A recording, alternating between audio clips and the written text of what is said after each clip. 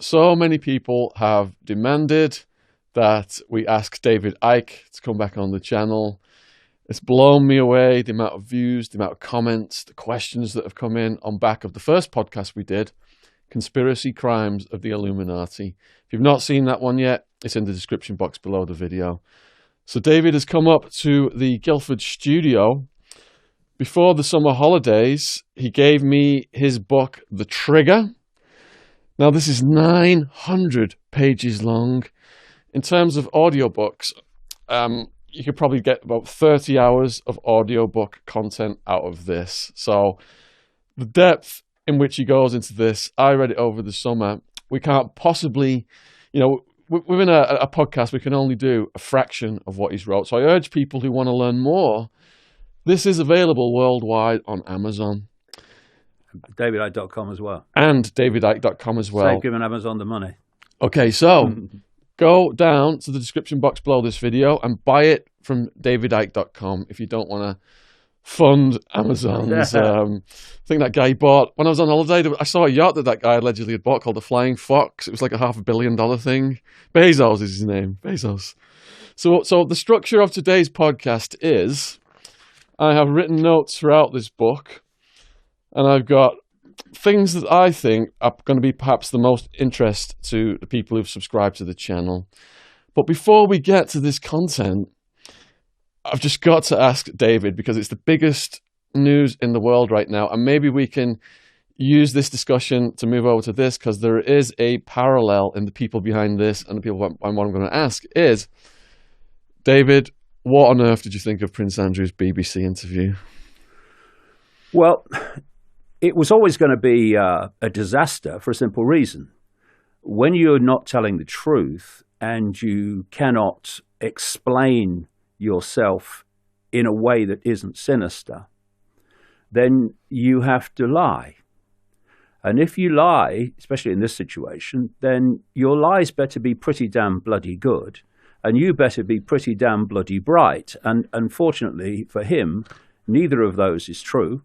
And therefore, it's clear that he has no defense from what he's accused of. I mean, once we are into situations where the defense from having sex with an underage girl is not sweating, not going out in London without a shirt and tie, and going to a pizza restaurant, I mean, it's crazy. And that's an interesting point, which some people have made. These people don't go anywhere in public without a security operation, which logs the movements. So if Prince Andrew can account for his movements to prove that what's said is not true, then in that BBC interview, he would have said, well, just hold on a second. Here's the logs. But of course he didn't, because they're not there. And we saw the Queen, apparently Prince Charles, as well. Maybe he got advised by Jimmy Savile from the Great Beyond. The Great Beyond, to cut Andrew off. Gone, no more royal duties. And that was an attempt to stop a domino falling and start smacking the whole row of them down until we get deep into what the royal family is really involved in, and how it connects into the same web that basically was responsible for 9/11. Not saying the royal family were involved in that, but the web they're connected to absolutely was. And so it's an attempt to stop the hemorrhage. And of course, what the media do is they'll go so far, usually overwhelmingly, and then they'll stop. I do feel that if this continues to gain momentum, it's one of the biggest threats to the royal family in a very, very long time, because so much is there to come out. I'd like to explore this a bit more. but one of the things that you raised was the visit to the Pizza Express in Woking. So we were there earlier this week, and we filmed in there. And Andrew said, couldn't possibly have been with the alleged victim because I was at Pizza Express in Woking at 5 p.m. Well, Pizza Express in Woking closes at 10:30. Exactly. 10:30 is when Tramps opens. Yeah, that's exactly the point I made myself on my website. The time he's saying he was there was not the time he was supposed to be at Tramps. So there's desperation, big time, written all over it. So he's in desperate trouble, and because he is, this is why the royal family are trying to cut and run and hope it will go away. But, I've just mentioned it. You can, because the media do, mainstream media, but you cannot take the Andrew situation with Epstein in isolation from the royal family, Prince Charles in particular, connection to Jimmy Savile. So just let's take a breath and look at it again. We have a single family operating out of London, and somehow one of them gets involved with a major paedophile and procurer of children for the rich and famous in the United States and further afield. And another one gets involved for decades as a close friend of Jimmy Savile in this country, who was a historic level paedophile and procurer of children for the rich and famous. Just a coincidence, nothing to worry about. Are you having a laugh? But this is the whole thing, Just look. I mean, Savile was an inner bosom buddy of the inner circle of the royal family for decades. Brought in there. This is another coincidence, by the way. Nothing to worry about. In the 1960s, in his own words, by Lord Mountbatten, who I've been pointing out for a long time was a paedophile. And of course, this year a book came out using information from Freedom of Information requests to the FBI, where at the FBI documents we're talking about Mountbatten being a paedophile. So a paedophile takes a historic paedophile into the royal family, becomes a decades-long friend of Prince Charles, and the same family then have another brother, Prince Andrew, who gets involved in one of the most high-profile paedophiles and procurers of children in America. And we're supposed to think this is all a coincidence. What it does is take us further down the road to what I've been saying in my book since the 1990s, which is the royal family are big time into paedophile rings and into satanic rings, and they connect for reasons I explain in the books. So it's like you're on the cusp. You're on the cusp, or another analogy, the finger's in the dike, but it's starting to rumble, and we'll see if it comes down. But if it does, and the real truth comes out, then the royal family will be no more. So Prince Andrew has been isolated now, according to the tabloids, by Prince Charles and Prince Philip. They've put their foot down on him. Oh, yeah. Kicked him out the palace. Oh, of course, they would want to. Is he finished, Andrew? I can't see how we can recover from this. Once you have cut somebody off in terms of royal duties because he can't explain a relationship with a horrific paedophile and procurer of children and trafficker of children, unless at some point he can say, here's the proof, I didn't know anything about it, which ain't going to come. I can't see how you can justify saying, okay, it's long enough now, come back. Because I don't think people would have it. So in a criminal case, the first thing your lawyer tells you is don't speak to the media, don't speak to the police. Anything the police ask, refer them to me. So he went out, blabbed his mouth off to the BBC, said all these lies and inconsistencies. I imagine the FBI is going to be poring over that right now. But at head of the federal law and order position is William Barr. Do you think it's possible that they will give Andrew a pass? Because I noticed that Trump and the Queen are about to meet. So this could be some kind of power play by Trump. Yeah, and also, as I was reading recently, Barr's come out and said all those inconsistencies regarding the death of Epstein, they were just a series of basically, things that just happened, and it was just not a conspiracy. So that don't give you a lot of confidence, does it? And the other thing is, you see, what which relates to this, what has been done in terms of the Queen cutting off Andrew is kind of presented as the Queen acting decisively because of things that Andrew was possibly involved in and all that stuff. In other words, the Queen kind of cares. You mustn't have done this. You shouldn't have done this and all this stuff. No. What she's saying is, Andrew, you shouldn't have got caught, right? Which is a very different thing. Because you'll remember that recently an ABC television anchor, what we call a presenter or news presenter, was on a live mic being filmed, but it wasn't for air. She was talking to people in the gallery, I think. And it was leaked by, or to Project Veritas.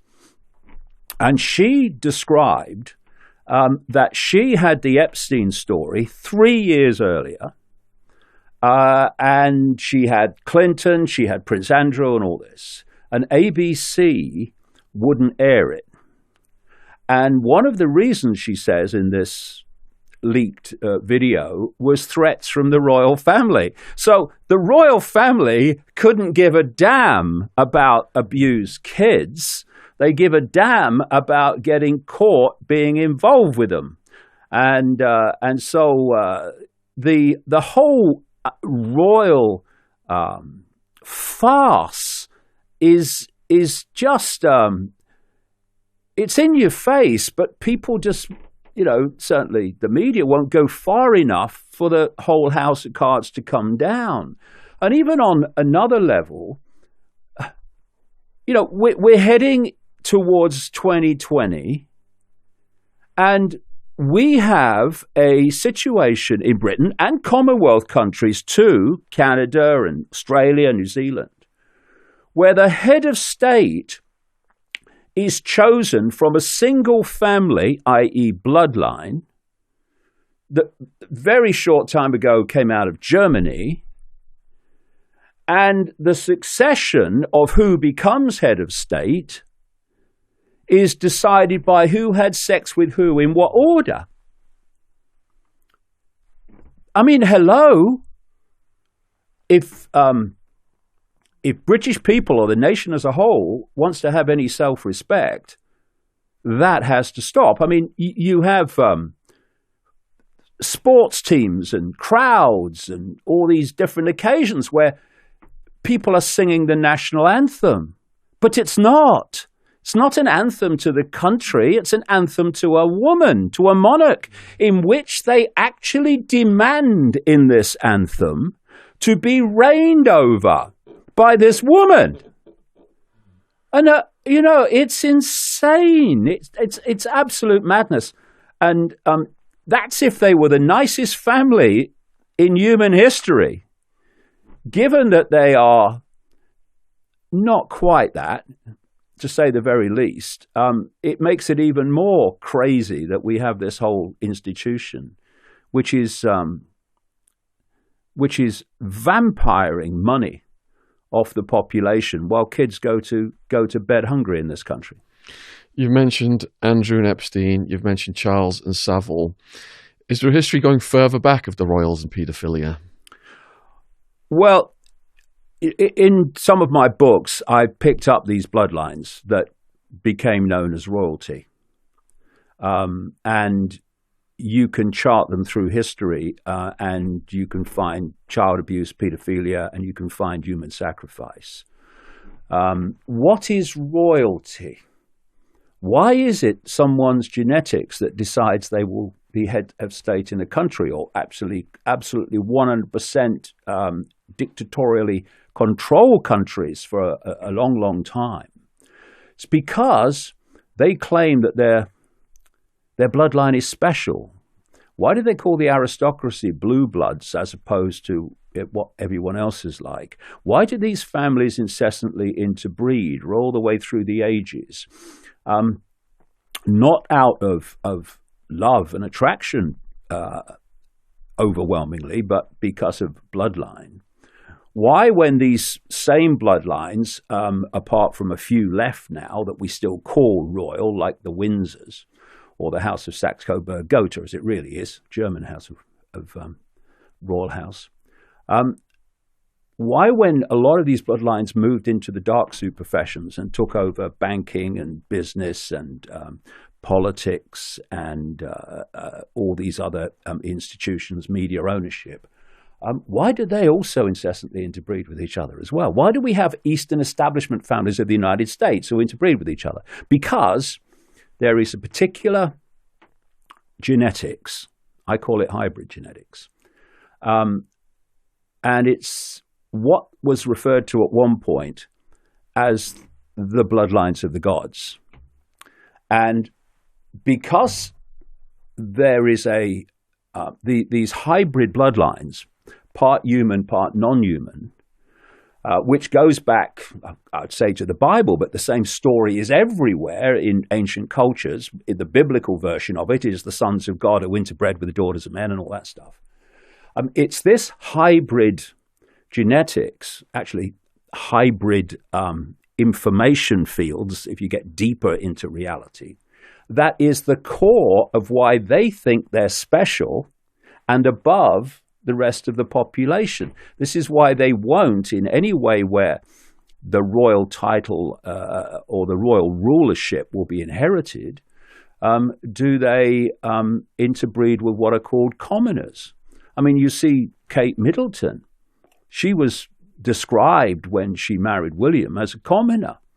Then a few Burke's Peerage type people who look into these aristocratic backgrounds and bloodlines, they did a bit of research into Kate Middleton and found she came from a blue blood background. So, which didn't surprise me, to say the least. So there is a history, not just of the bloodline, which for a long time was called royal in terms of Windsor still is, but also of this pedophilia, Satanism, because, you know, when they talk about the ancients sacrificing children to the gods, or what's the term, sacrificing young virgins, children, to the gods, these gods, this non-human force that's actually behind human events. I don't care if people say David Icke, mate. I don't care. I don't give a shit, mate. Just look at the evidence.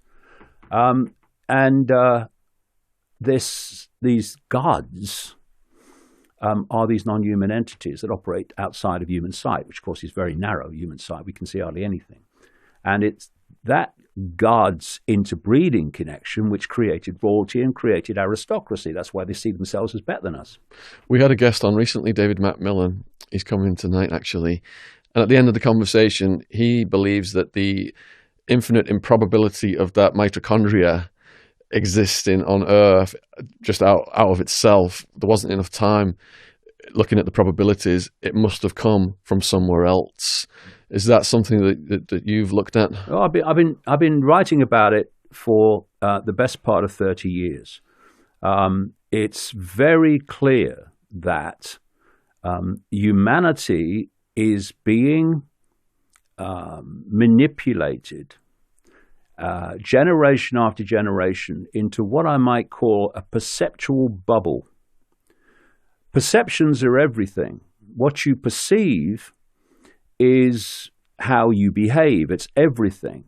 It's your perceptions, i.e. what I would say programming, because if you look at a human life, you come out of the womb and you hit parental programming, which is not through malevolence, but the parents have been through what you're about to go through and bought it, so they pass that programming on to you. You hit the education system at an ever earlier age, and now throughout your formative years, you've got representatives of the state who are giving you the state's version of everything all the way through your formative years. The media is pounding the same version of reality at you. Science is telling you that, apart from quantum physics. Medicine's telling you that, etc., etc. And then you've got peer pressure around you that's been through the same programming of perception and accepted it and believed it, and they give you a hard time if you have a different perception to what they've been programmed to have. And basically, we've got a situation where from cradle to grave, a human life is a perceptual download to hold us in a narrow band of perception, which I call the postage stamp consensus. And this consensus waves away any idea that reality, as mainstream science tells us, ludicrous, is not true. That there can be any manipulation of human society by a non-human force we can't see, because most people think, well, why can't we see them? You know, I can see everything there is to see in the space I'm looking at. When in truth, what we call visual reality is a tiny, tiny, ludicrously narrow band called visible light, and all the perceptual download holds us in this narrow band of sense of the possible. And it puts people in bubbles. People are breaking out of them now more and more, but most people are still in this bubble. And this bubble has a reflex action response to anything that is not in the perceptual range of the bubble. So when people like me come out and say, blah, blah, blah, we're being manipulated by a non-human force, the bubble reaction is, you're mad. But the bubble also has a protection mechanism which plays out in one sense, that they won't then go and look at the books and say, well, okay, how's this guy justifying this? No. One line. And this is why you get in the media. David Icke says we're ruled by 6-foot lizards. Or is it 7-foot lizards or 8-foot lizards or whatever? And that's where it stops. Oh, he says we're ruled by lizards. He's got to be mad. This is how the perception thing works. And what I'm saying is, when you study it deeply, these perceptual bubbles constantly are underpinned by what we call the education system, by the media and all that stuff. And journalists, where do they judge report the world from and observe the world from? The bubble, because they've been through the same perceptual download as everyone else. It's the blind leading the bloody blind, really. And so we have this situation where you've got this perceptual, these perceptual tram lines, and it's been done systematically. They don't want us to know the true nature of reality. They don't want us to know the true nature of history, because if we did, then the pennies would start to drop on why human society is as it is, and how mysteries can be explained with perfect, simple logic once you realize what reality is as opposed to what we're told it is. So I'll give you a quick example of that. When I say that these bloodlines we're talking about, the most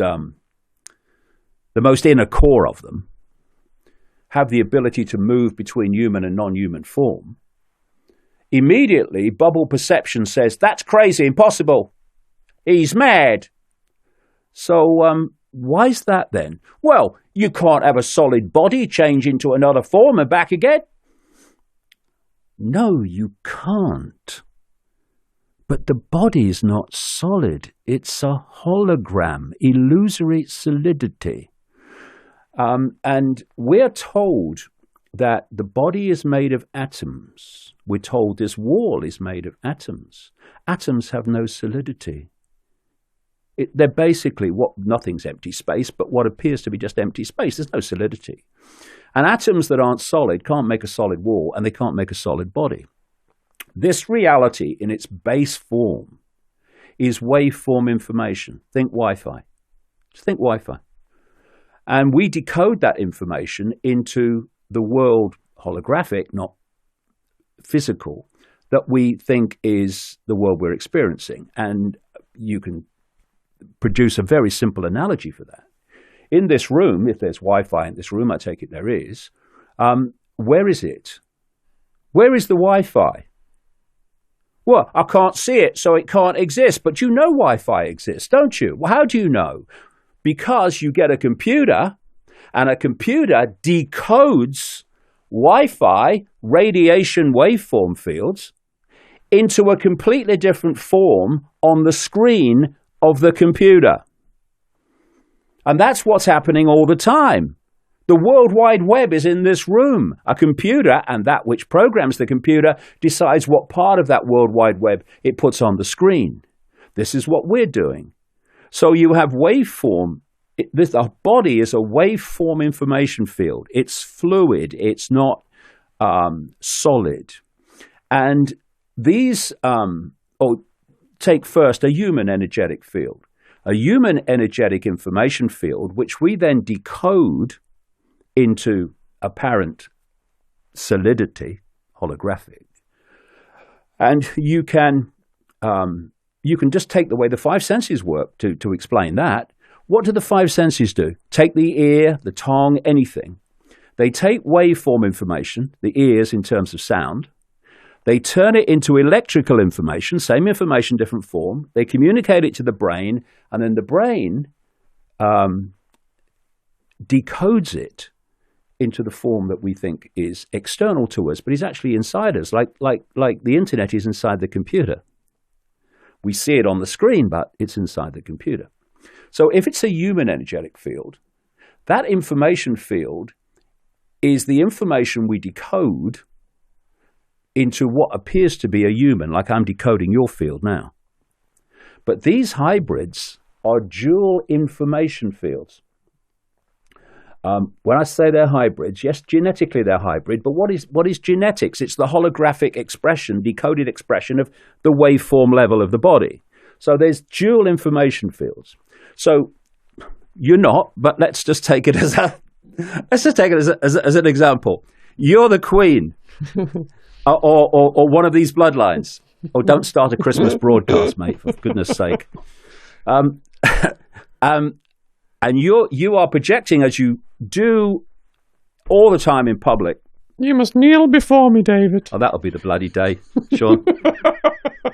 I can call you Sean, can I, Mum? And therefore, I'm decoding your human field. But in the rituals, and I've talked to so many people all over the world who've seen this happen with different, very famous people, including the royals. There's a shift in the field. So suddenly, the other field becomes the dominant one. Now I'm observing you. I'm no longer decoding your human field. I'm now decoding the non-human field. Now, in my decoding perception, you have just physically shifted from physically human to physically non-human. But that's not what's happened. Your information field, fluid, not solid, has shifted. And I'm now decoding a different field to what I was decoding before, and thus you appear to have shape shifted physically. But there is no physical, so you haven't done that. And again, if this is not explained, and it isn't, except in the books, then people, and they do this across a great spectrum of subjects, they'll wave away things that can be supported by the evidence without further research, simply because the bubble perception says that's ridiculous. And if we are going to turn this world around, people have to take their perceptions back and realize that the world they think they've been experiencing all their lives ain't the one they're actually experiencing. And once you realize how this reality really works, then you start to understand that this cabal, what I call the death cult, it knows that. It knows how we decode reality. It knows that we decode reality and experience reality as a result of the perceptions we have. Thus, not only can they get people to believe things, but through the beliefs they get people to accept, and to believe are real, they're also dictating people's experience. And the whole thing is a perceptual trick, a perceptual magic trick. Now, where do we get our perceptions from? We get them from information received. We get them from a personal experience. That's information. We get them from the 10 o'clock news. We get them off a Facebook post. We get them off a radio station or whatever. And from that information, we form our perceptions, which then become our behavior and responses. So who controls information overwhelmingly controls mass perception. And this is why this death cult controls the media. It controls Silicon Valley. This is what all the censorship now is all about through the Silicon Valley corporations, which I say are death cult corporations. It's to stop other information being received by people, to challenge the official narratives of everything, and in challenging them, as we've both seen the power of it, to change perception as a result of having an access to a different perspective and source of information. They're trying to cut that off. It's what it's all about.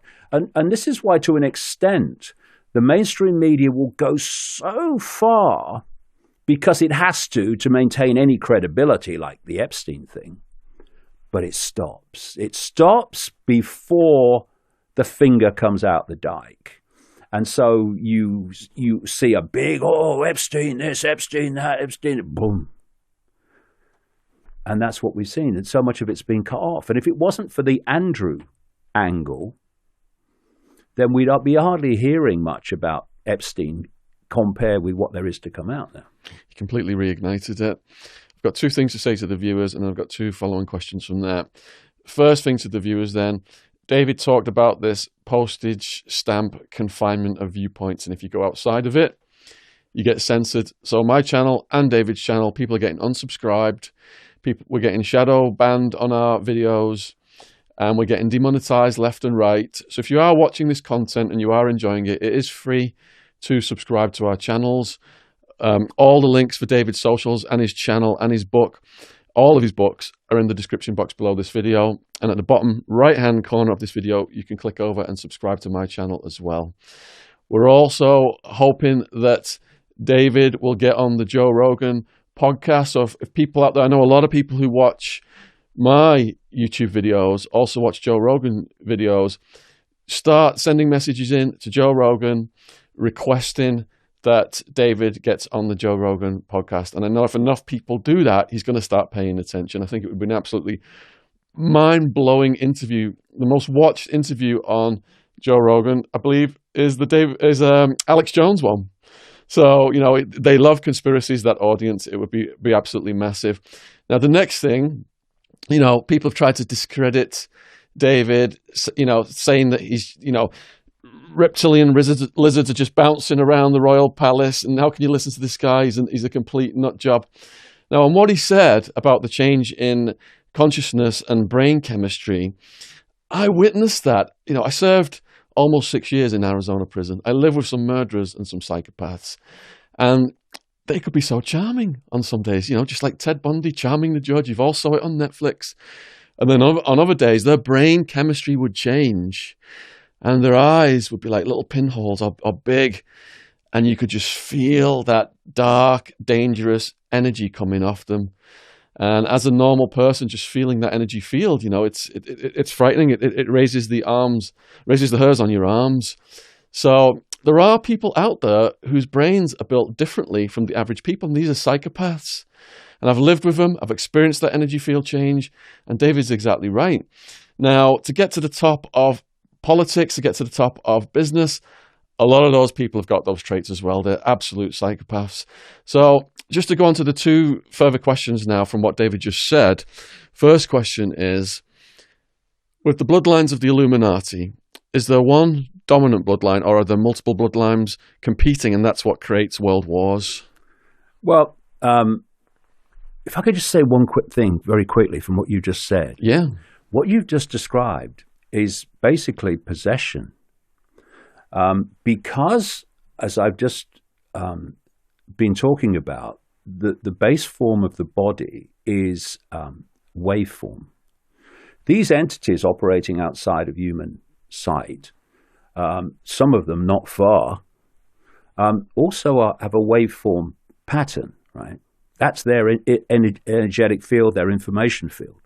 What happens with possession is that field starts to, it's called wave entanglement scientifically, where the waves connect. You know, if you throw two pebbles in a pond and the waves come out and then they collide with each other, that pattern is called entanglement. So the waves of the possessing entity entangle with the waves of the body, mind of the person being possessed.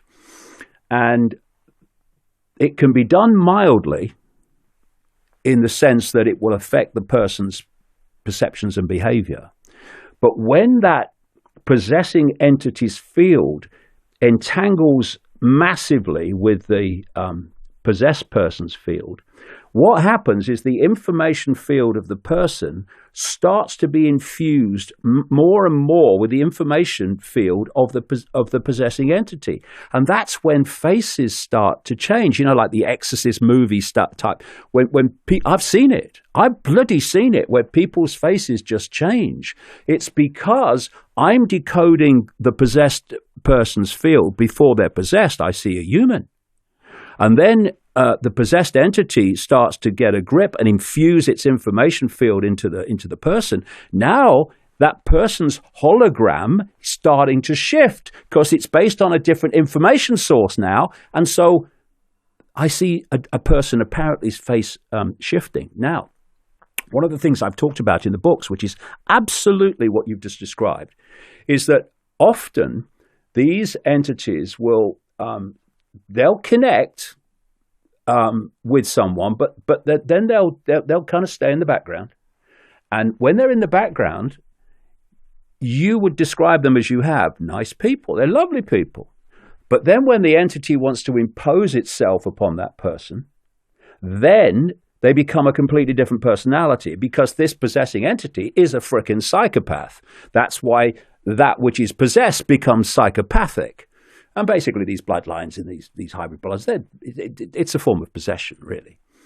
And so people you'll name people in the books about what they're doing, and people will say to you, oh, I met him, he was a lovely bloke. Well, yeah, I'm sure he was. But I wonder what you think if you saw him in the ritual. You know what I mean? Not the same people. These things can be explained, but only once we let go that the world is solid and physical. Because while we hold on to that, which quantum physics has long shown not to be true, then what is happening cannot be explained. And mainstream science, as opposed to things like quantum physics and that whole area of beyond physical research, mainstream science says about so many things, well, we can't explain that. Well, the reason they can't explain that is they're coming from the world is solid, and they'll never explain it. Once they realize it's not and how reality really is, these mysteries, oh, it's a mystery. How do you explain? Doddle. I left school at 15. Never passed a major exam in my life. Never mind university. Played for Oxford United for 3 months as near as I got to university. Because you don't need a scientific mind to understand the world. You do not need an academic mind to understand the world. You need an open one. And when you open to information as it exists, rather than stay on the postage stamp and ignore that, then you start to see the world as it is. While famous professors and academics are saying, we don't understand this at all, or they're saying that's not possible. No. Don't confuse the limits of your mind with the limits of possibility. They're not the same thing. So Hitler was obsessed with Germanic history and bloodlines. Is it the competition between the Illuminati bloodlines that causes World War? you think of a pyramid. You've got the top of the pyramid. That's where it's all coming from. As you come down the pyramid, you will start to get competition and what have you. But this will knock heads together if it starts to get in the way of the agenda for humanity, which is complete control, not least through artificial intelligence. And you see, you can see a war from a public point of view and from a participant's point of view as a really bad thing.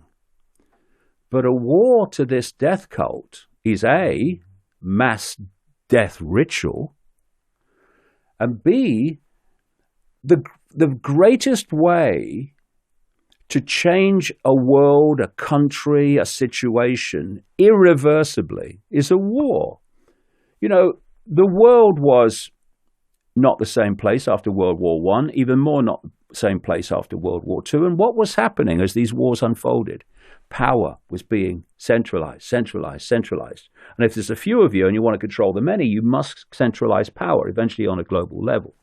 So these wars are of benefit to this cabal because with every one of them, they are irreversibly changing society. You look at all the centralization of global institutions, whether it's the World Bank, the International Monetary Fund, they came in the wake of World War II. So it's something I call it's a process, creative destruction, where you have a war, you completely change the status quo. Then you have another war and you change it even more. And then you have another war and you change it even more. And what you're doing with each change of status quo is you're moving closer and closer to your ultimate goal, which is global centralization of power over every area of people's lives. And this is the goal of this cabal. And one of the massive central ways that they're seeking to achieve that now is the hoax of human-caused global warming. When I was writing in the 90s about global warming being a hoax, people, caused by humans, climate's always changing. People said, well, why would they do that? And I said, because they are going to say we have to centralize power over the fine detail of your life to save the planet. That's what's coming. And where are we? That's exactly what's happening. We have the Green New Deal with the Democrats in America through this lady, Ocasio-Cortez, Alexandria Ocasio-Cortez, this New York congresswoman. We have Extinction Rebellion in this country and around the world. And what they're calling for is precisely what I said would be the excuse of introducing as a result of selling the hoax of human-caused global warming. And it's kind of interesting, you know, there is a year that keeps being repeated, and it's 2030. If you look at a United Nations agenda, which is using the threat of global warming, climate change, to justify centralized control of everything, it's called Agenda 2030. It used to be called Agenda 2021, was it?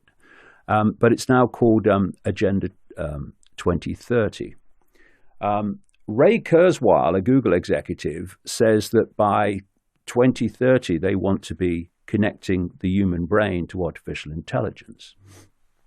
And if you look at what people like Extinction Rebellion and Ocasio-Cortez and all these people, the climate cult, as I call it, around the world, they're saying we have a certain period of time to save the planet from destruction. That time they say we have takes us to 2030. Now, none of these things are unconnected because the end game is connecting the human mind to artificial intelligence. So artificial intelligence, or whoever controls it, becomes the human mind in totality. If you've not seen David's work on climate change, in the first podcast we did. We've got a good segment. There is an actual David Icke playlist now on my channel, all the different clips, or you can go over to David's channel and there's just tons over there. But one of the things that we didn't touch on in the first podcast, you mentioned how the bloodlines are operating on this frequency that they try and keep us from tapping into it, dumbed down. We've seen across the country, some areas of the country are rebelling now against the introduction of the new telephone technology, 4G, 5G, whatever 5G. it is. Is that to disturb our DNA and keep us... What's your interpretation of that? Again, we come back to what I said earlier.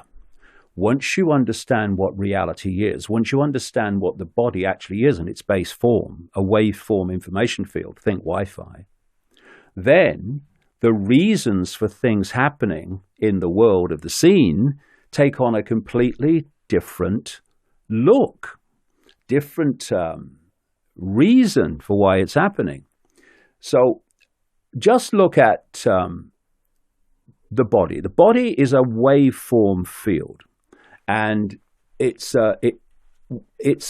vibrating, oscillating, right? Now, when that oscillation stops, that's what we call death of the body. But there is an optimum oscillation which expresses itself in the hologram as health, psychological health, quote, physical health.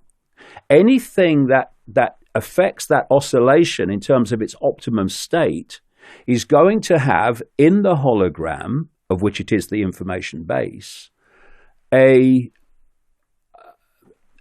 problem. It's going to be a psychological problem, or it's going to be a quote physical problem. And we are now being bombarded with technological frequencies, 5G is the new one, that are bombarding our oscillating waveform field with frequencies that are creating increasing disturbances within it. And therefore, we are seeing the, quote, physical health consequences of this electromagnetic soup that we're now living in, that is getting more dense all the time. And of course, the brain communicates and processes information through electricity and frequency. It communicates with the body electrically, and any frequencies that disturb the harmony of that processing are going to have bodily health and psychological effects. Now, 5G is a weapon. It's used by law enforcement in America and the military to scatter crowds. They fire a frequency from these big trucks at a crowd they want to disperse. And you see, the body is an antenna. DNA is an antenna. The skin is an antenna. We are antennas. That's what we are. We are interacting, receiving and transmitting frequencies of information all the time. And what happens with this 5G range crowd scattering technology is the skin picks it up and decodes it as the skin feeling as if it's on fire. And people run so that they get out of the frequency range so their skin doesn't seem as if it's burning. This is the stuff. This is the frequency range. They want to smack out. Okay, it won't have that effect, all the time. Of course not. But in less than that range of power, it will have enormous potential impact on people's health and on their psychological state. Because it doesn't go through dense objects very well, 5G, it means they want antenna boxes all the way down the streets pumping this out. And this is the other point. The goal, the end game, is what they call a smart grid. This is why all this technology, almost everything comes out now, not even just technology, but ways of doing things, is called smart. And whether it's a way of doing something, or whether it's technology, if it's got smart in it, they're all connected to this smart grid.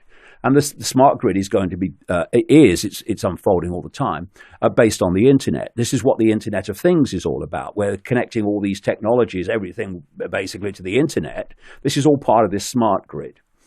And the idea is, as people like Kurzweil at Google are openly saying. Why is he openly saying it? Because the sales pitch is, if we allow our brains to be connected to artificial intelligence, we'll become superhuman. We won't. We'll become posthuman and subhuman. That's the idea. And he's openly saying that once the AI is connected to the brain, human thinking will do less and less, as we call human thinking, and AI will think more until human thinking as we know it is virtually negligible. We'll have been assimilated into AI, basically. That's the idea. And if people think that's far out, they don't understand the scale of psychopathy that we're dealing with in terms of the mindset behind all this, which, like I say, goes off planet. And out of this reality. So you have a situation where this smart grid is planned to be connected to the human brain for everything you call technology being connected to this grid, and for the grid to be driven, including the human mind, by artificial intelligence. And as I've said in my books, I keep hearing about artificial intelligence this, artificial intelligence that. I never hear anyone ask, what is artificial intelligence? What is it? And I'll give you a what if, and I say it's absolutely massively more than a what if. What if artificial intelligence, I'm not talking about algorithmic AI, I'm talking about the deep AI. What if that level of AI was this non-human force? Connecting AI to the human brain becomes the vehicle for that force to literally assimilate the human mind, collectively and individually. I say that's what's happening.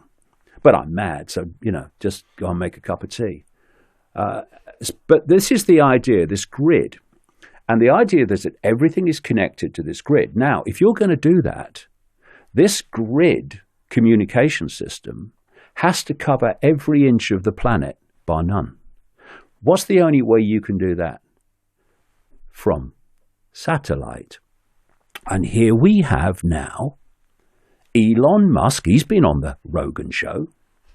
I don't know why Rogan won't have me on when I talk about all the subjects that he talks about and more, or he discusses in his interviews and more.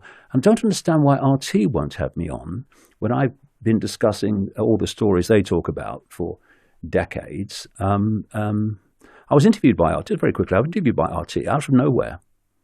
They came along and said, we want to talk to you. So I talked to them for about 2 hours. They were very nice. And they said, we're going to run it about 2 days. We're aiming for 2 days. It was 2.5 months ago. Never seen the light of day. So maybe it will one day. But you see what I mean? There's a line, if you cross it, then a postage stamp line. Some people might have a wider postage stamp line, but there's still a line. And if you cross that, then we're not having him on, that sort of thing. But what I was saying is Elon Musk, he's the man that said AI could be the end of humanity, if you remember. Well, he then created a company called Neuralink to connect the human brain to computers. And he's the one who is sending up with his SpaceX operation the satellites that are beaming Wi-Fi and 5G back at the Earth to create the all-encompassing web on which AI control of humanity is dependent. And the reason that they're rolling out 5G so fast without testing, without independent testing, and they've admitted that, they've spent no money on independent testing. The reason they're doing it is because this smart grid to work has to have at least 5G level of communication power. It's essential. So if you had independent research, some people have done it, not through the industry, but themselves, and found, oh my God, this is absolutely lethal. The reason they're not doing it officially is because if people knew what 5G was and what it could do, then, I mean, people, the public as a whole, they would, there would be a riot. And so they want to keep that from people so that this smart grid can happen. Because without 5G or higher, and in China they're talking about 6G now, this smart grid can't work. So if we're bathing in Wi-Fi, 5G, microwave radiation, how lethal is it? Is it cancerous? Well, yes, because you see, you've got this waveform field, and if it's in a state of balance, you are mentally and, quote, physically healthy. When it's knocked out of balance, then you are ill in some way. You have a dis-ease, disharmony in the field, and that will express itself in some kind of psychological or bodily problem. And I talked earlier about the brain is constantly communicating, and the body itself and the cells and all the different expressions of the body are communicating with each other all the time, and cells are replenished through that communication system. If you've got something that is interfering with that communication system, it's going to go out of kilter. And when that happens, one thing that happens is that cell replacement goes out of kilter, and that's what we call cancer. Or cell health goes out of kilter. We call it cancer. How is it being stopped then in some areas of the country? How can people take action against this? Well, the only thing that people can do is to research information about it and then pass it on to every person they can possibly imagine. People say nothing I can do. Well, there's phone-ins on radio stations all over the country all the time. Call in. Yes, the usual idiot with a microphone might have a go at you, but so what? Someone having a go at you is more important than getting this out. Because one thing I've learned over 30 years, people cannot unhear something. It's so important. People said to me when I started coming out with all this stuff a long time ago, didn't you know people would laugh at you when you said that? And I thought, I'd work that out. But the point is, if I feel it's valid, it will eventually be shown to be so. And if I don't say it now, because what will people think about me, it will never be shown to be so, because I'll never have said it. So people need to chill out about whether people will have a go at them or laugh at them. It doesn't matter. It doesn't matter. We get to a point, right? We get to a point where people are connected to AI. They have no individual thought or emotional process left. And if they had one last thought, they might think, well, yeah, it's bad, isn't it? But at least no one laughed at me, right? I mean, what does it matter? It doesn't. What matters is making people aware, not making people believe it. That's up to them. Making people aware of what's going on all around them. Because I know from my personal experience, when people are made aware of it, from this other angle of looking at things, and we're only skipping the surface here, of course, it makes so much sense of the world that the official story of the world doesn't make sense. Information, valid information, is very powerful. And like I say, people can go, oh, no, my bubble won't have that. But you can't unhear it. You can't unhear it. And eventually, as things move on and things happen, it's like, that's what that bloke said. That's what that bloke said. And suddenly the bubble bursts and we're away. And David, practice is what he preaches. I said, you're all right to send me a text when you're on your way up here. Don't have a phone, mate. So right there. Now, we are just setting the table right now for the main content, which is David's book, The Trigger. So if you've been enjoying this podcast so far, we are just getting warmed up. I want to just go back before we get into the nitty-gritty of the day. And we've already talked about war, sets, creative destruction, reset, centralization of power. And this is linked deeply to the Middle East. So from post-World War II then and post-World War One, could you just give people a bit of a background on the Middle East, the Sunni, the Shias, and what what's going on there, that just to set the table a bit more for what's happened here? Well, obviously the Middle East was a place where there's lots of oil, so it was always going to be focused upon, because the cult, as I call it, and I'll explain more about that as we go along, which expresses itself through all countries, but expresses itself massively through what we call the West. They wanted control of that oil, but you really can't talk about the Middle East. And I have to say, you cannot talk about 9/11 without talking about Israel. And not Israel necessarily just as a country, and not Jewish people as a community, but talk about the cult that created Israel and controls Israel to this day, and has since created a vast global network of organizations operating out of Israel, including in America. You're not going to eat that, are you? Little spoonful. Stop my stomach from rumbling. What is it? It's almond butter. Cashew butter. Is it? Yeah. Oh, yeah. You don't have an allergy, do you? No. Okay. No. I have an allergy to looking at it. Anyway, I'm sure it's very good for you. Things that look horrible usually are. But you can't really look at the Middle East without looking at Israel and that which controls Israel. And as we'll come to, 9/11. And, there's a story which will take us through the Middle East and will take us into 9/11. And, I've been exposing for all these decades the web, what I call the web, global web of secret societies and semi-secret organizations, which comes out and plays out through government agencies and the banking system and all that stuff. We talked about that in the last video. But there is an element of the web that is very, very significant to modern events, and certainly significant to the Middle East and to 9/11. And it really started in the 17th century with a guy called Sabbatai Zevi, who claimed to be the Jewish Messiah.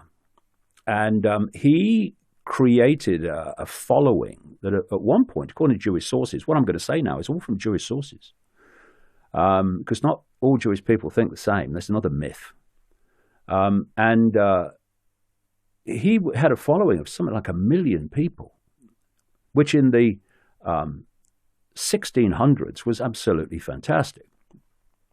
Anyway, he was operating in the old Ottoman Empire, which of course included what is now Israel. And it got to the point where the Sultan running the Ottoman Empire, the Islamic Ottoman Empire, wasn't having it anymore. And he said to Zevi, you convert or there's trouble, basically. So Zevi converted. And a lot of other people converted with him, and they became known as Donma or Donme, which is a word meaning to turn. And what they did was operate within the Islamic faith, outwardly as Islamic followers, but really followers. And I'm not even going to say followers of Judaism, because it wasn't even that. And this will become very relevant. All this is in the book in great detail. Because what this cult did, and it was an esoteric, what we would call satanic cult, basically, is it inverted Judaism completely. Just like Satanism inverts Christianity and inverts everything. It's the same thing, just different names. And so if there was a fast day in Judaism, in the calendar, to Sabbateanism, as it became known, it would be a feast day, So if Judaism said this was wrong, then it would be encouraged in Sabbateanism. It became an absolute inversion of Judaism. Zevi declared himself the Jewish Messiah, and then died. And then in the next century, along came a guy called Jacob Frank. Jacob Frank has been described by Jewish sources as one of the most terrifying people in Jewish history. But again, he wasn't Jewish. He was a Sabbatean because he claimed to be the reincarnation of Zabbatai Zevi and the reincarnation of the biblical patriarch Jacob. And he took Sabbateanism into new depths of depravity and inversion, and the movement became known as Sabbatean Frankism. These Donma, operating in the Islamic religion while being Sabbateans, not even Jews, Sabbateans or Sabbatean Frankists, you follow that one strand of them through, and eventually they become the Saudi royal family. Another Sabbatean called Wahhabi, who married into that Wahhabi family married into the Saudi royal family, thanks to the British Empire, who brought them together. Wahhabi, a Sabbatean Frankist,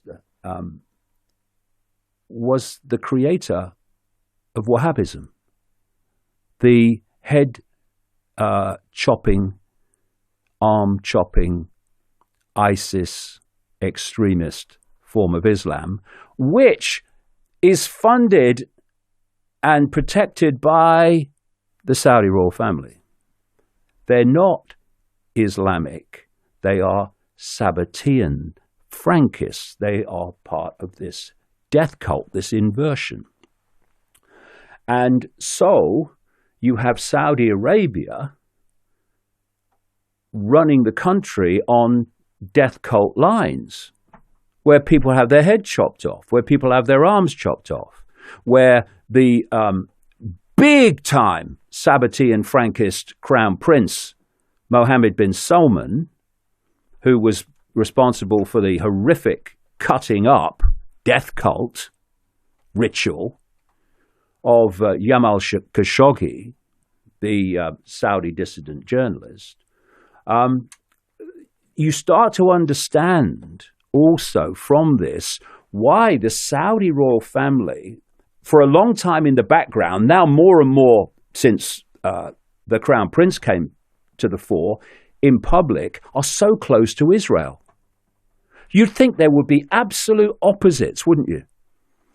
Because Sabbatean Frankists hiding within Judaism, because this is what happened, particularly after Jacob Frank, is they started to take the infiltration of Islam and expand it into the infiltration into the Vatican and the Roman Church and Christianity. It's where Christian Zionism comes from.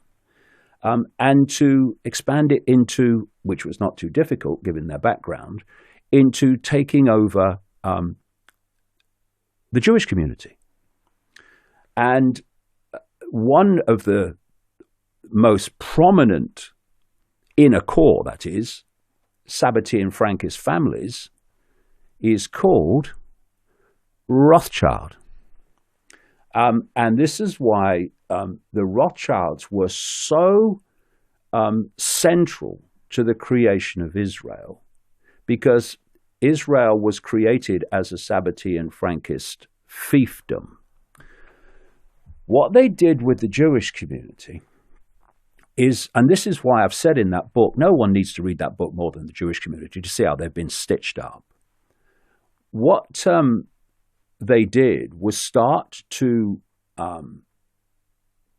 construct a fake history to sell to the Jewish community, and a fake historic right to Palestine, because they wanted that land. And they used the First World War particularly to get rid of the Ottoman Empire, which controlled what we now call Israel, then Palestine, as it's known to Arabs. Through the Second World War, very close together, of course, they then created a situation where they had the momentum to complete the project of what they call Zionism and take that land of Israel, which they've gone on expanding ever since, of course, into the officially occupied Palestinian lands. There's a chapter in the book called Atlantic Crossing where I show how this Sabbatean Frankist cult, which infiltrated the Jewish community, while the great majority, while outwardly appearing to be Jewish and supporting Judaism and what they call Zionism, and they created a situation where kind of Jewishness and Zionism were the same thing. They're not.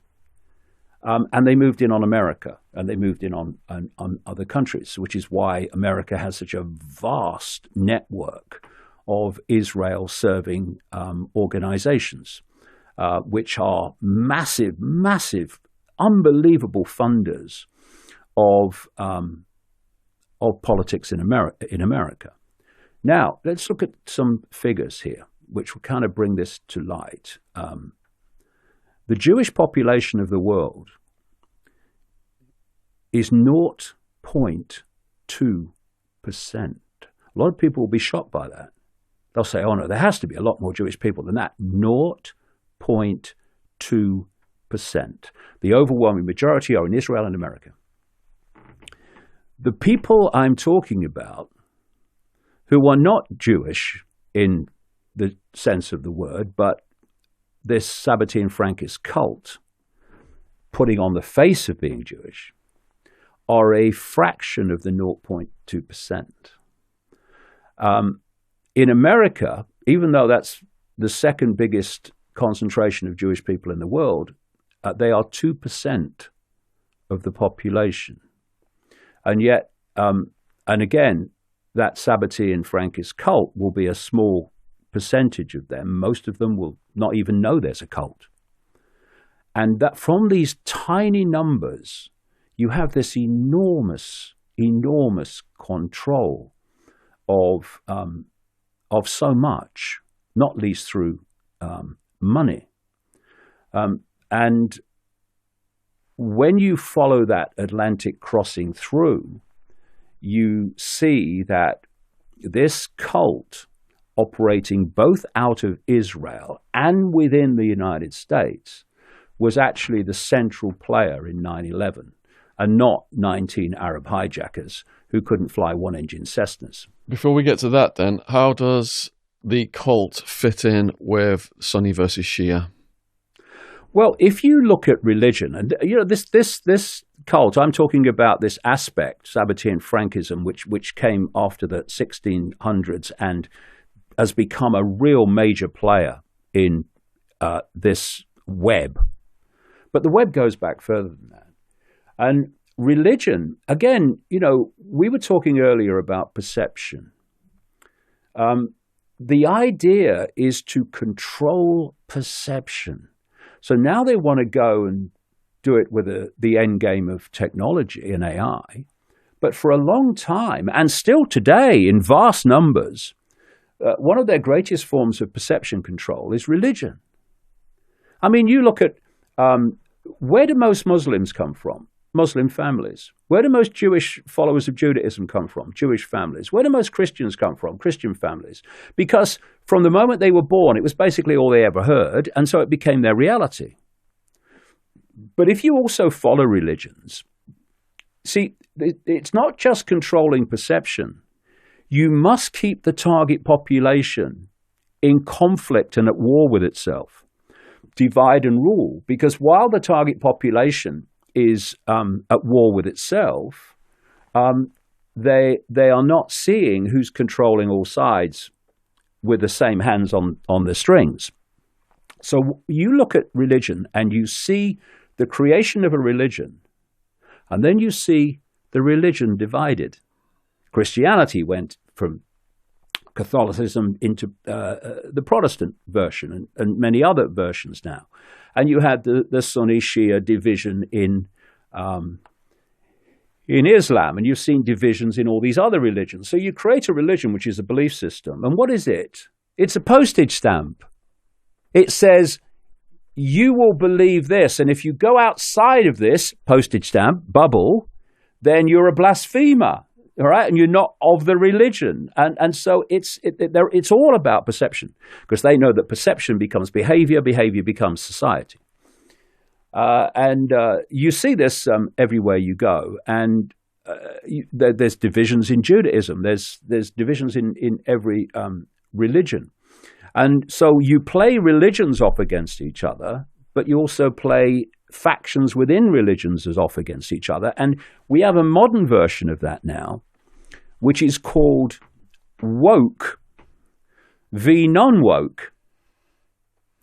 Woke, I love it. Obviously, they're not teaching grammar very well in the schools these days.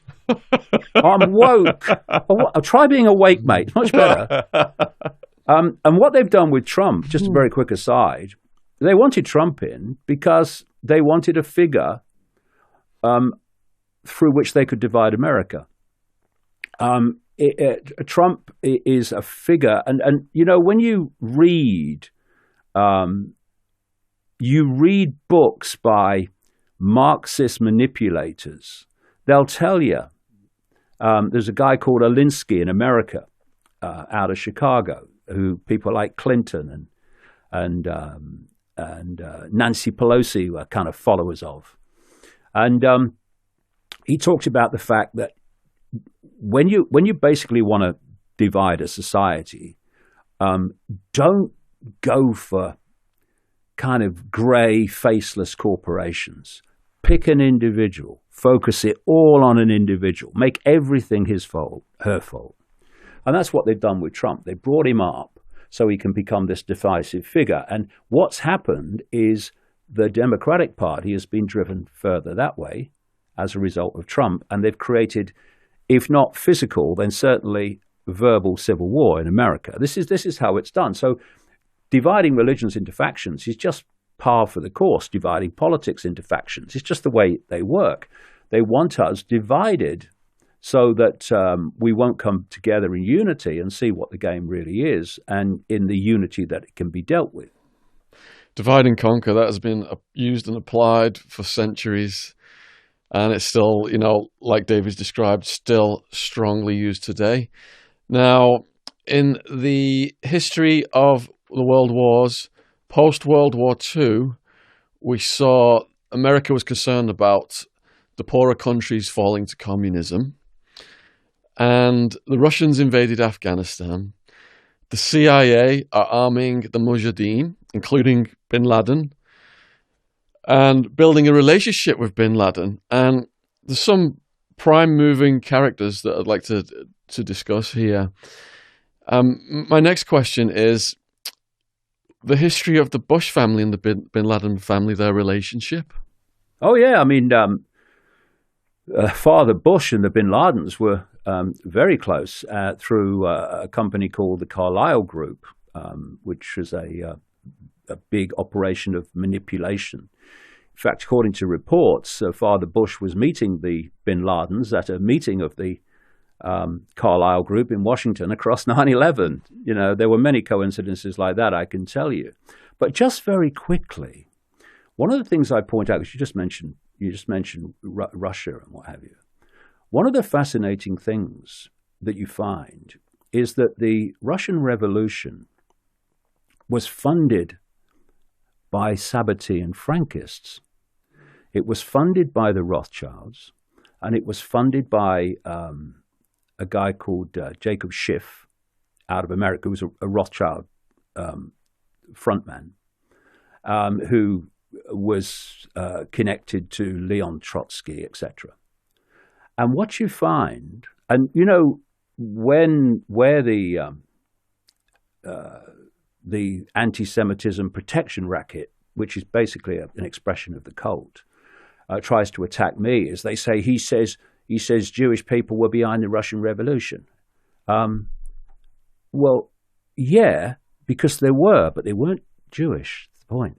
This is the point. This is the whole thing that's missed. But they want people to say they were Jewish in the sense of that word, because then they can silence you and stop your meetings by calling you anti-Semitic. It's what I call the protection racket. It's not protecting Jewish people; it's protecting the cult and the Israeli government. Anyway, what you find is when you look at the official records of the Soviet Revolution immediately after 1917, of 556 leading positions, something like 400, actually it wasn't something like, it was 458 were Jewish. What did I say? 0.2% of the global population. But they weren't Jewish. They were Sabbatean Frankists. That's why they were operating with Rothschild money. Why do you think Trotsky was assassinated? Well, I don't know. There'll be many reasons that we don't know about. But the point is that this Russian Revolution was orchestrated by the cult. And what did the Russian Revolution do immediately it got power? Including Trotsky, who was Jewish, started targeting Jewish people. And this is another theme that makes no sense until you realize the existence of the Sabbatean Frankist cult, this inversion of Judaism that actually hates Jewish people, right? That's why it has no problem hanging them out to dry for its own ends. No problem. He hates them, right? So what you realize when you see this Sabbatean Frankist cult is why so many times when Jewish people have got to power, they've targeted apparent Jewish people. They've targeted Jewish people even more than they would anyone else.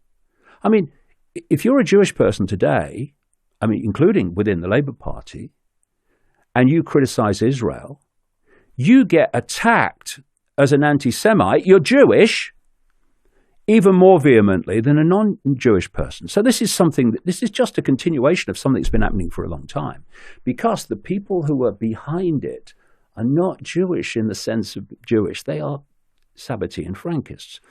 What did the Russian Revolution do? What we've just been talking about? It divided the world, didn't it? Massively. It still does to an extent. Oh, it's the Russians.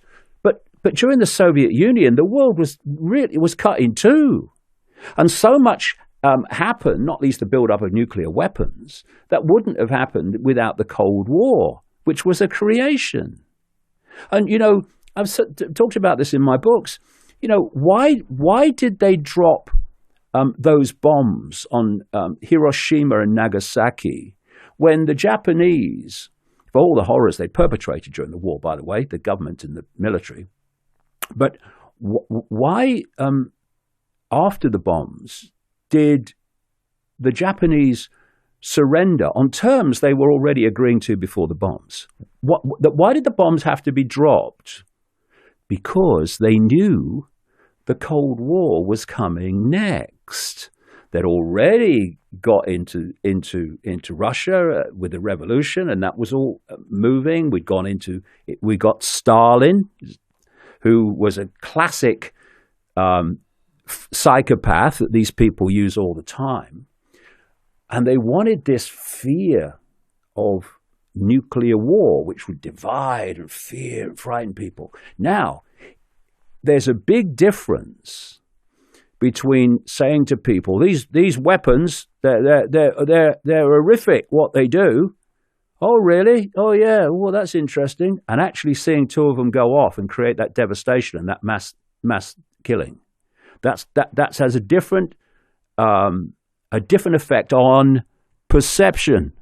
So because of Nagasaki and Hiroshima, that fear in the next period, which was the Cold War, all planned. This is a biorhythm chart we're looking at for the world. This happens, then that happens, and that happens. The fear of nuclear war was much deeper because people now had a visual perception of actually what it would entail. So all these things are happening and being manipulated. And so then you move into modern times where this cult is getting more and more control over world events. And as it does, something else is happening very clearly.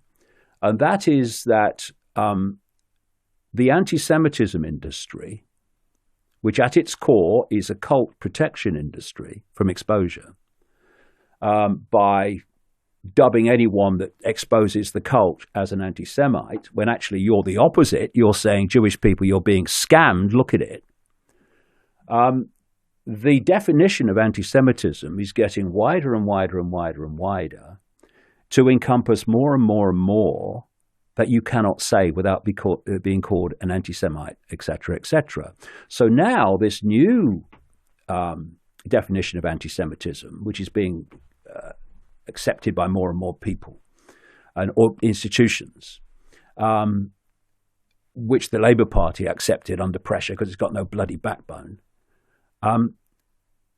It's now including criticism of Israel as being anti-Semitic. You know what I mean? So this is what's happening. And it's not protecting Jewish people. It's not the idea. These people hate Jewish people. It's protecting the cult from exposure. So has it been attached to Jeremy Corbyn for the purposes of character assassination? Well, look at the situation. You have a Conservative Party what will never say boo to Israel. In other words, boo to the cult. You've got a Liberal Democratic Party, which is, of course, neither liberal nor democratic, ironically, which will never say boo to Israel. You had the whole of the Blairite wing of the Labour Party who would never say boo to Israel. In fact, you'd never get a bigger supporter of Israel than Tony Blair. But you had a few people or a group around Corbyn initially who will criticize Israel for its abominations in terms of treatment of Palestinians. Because you can be racist against Palestinians, it doesn't matter at all. You never get come back for that. And so they wanted to mop up that.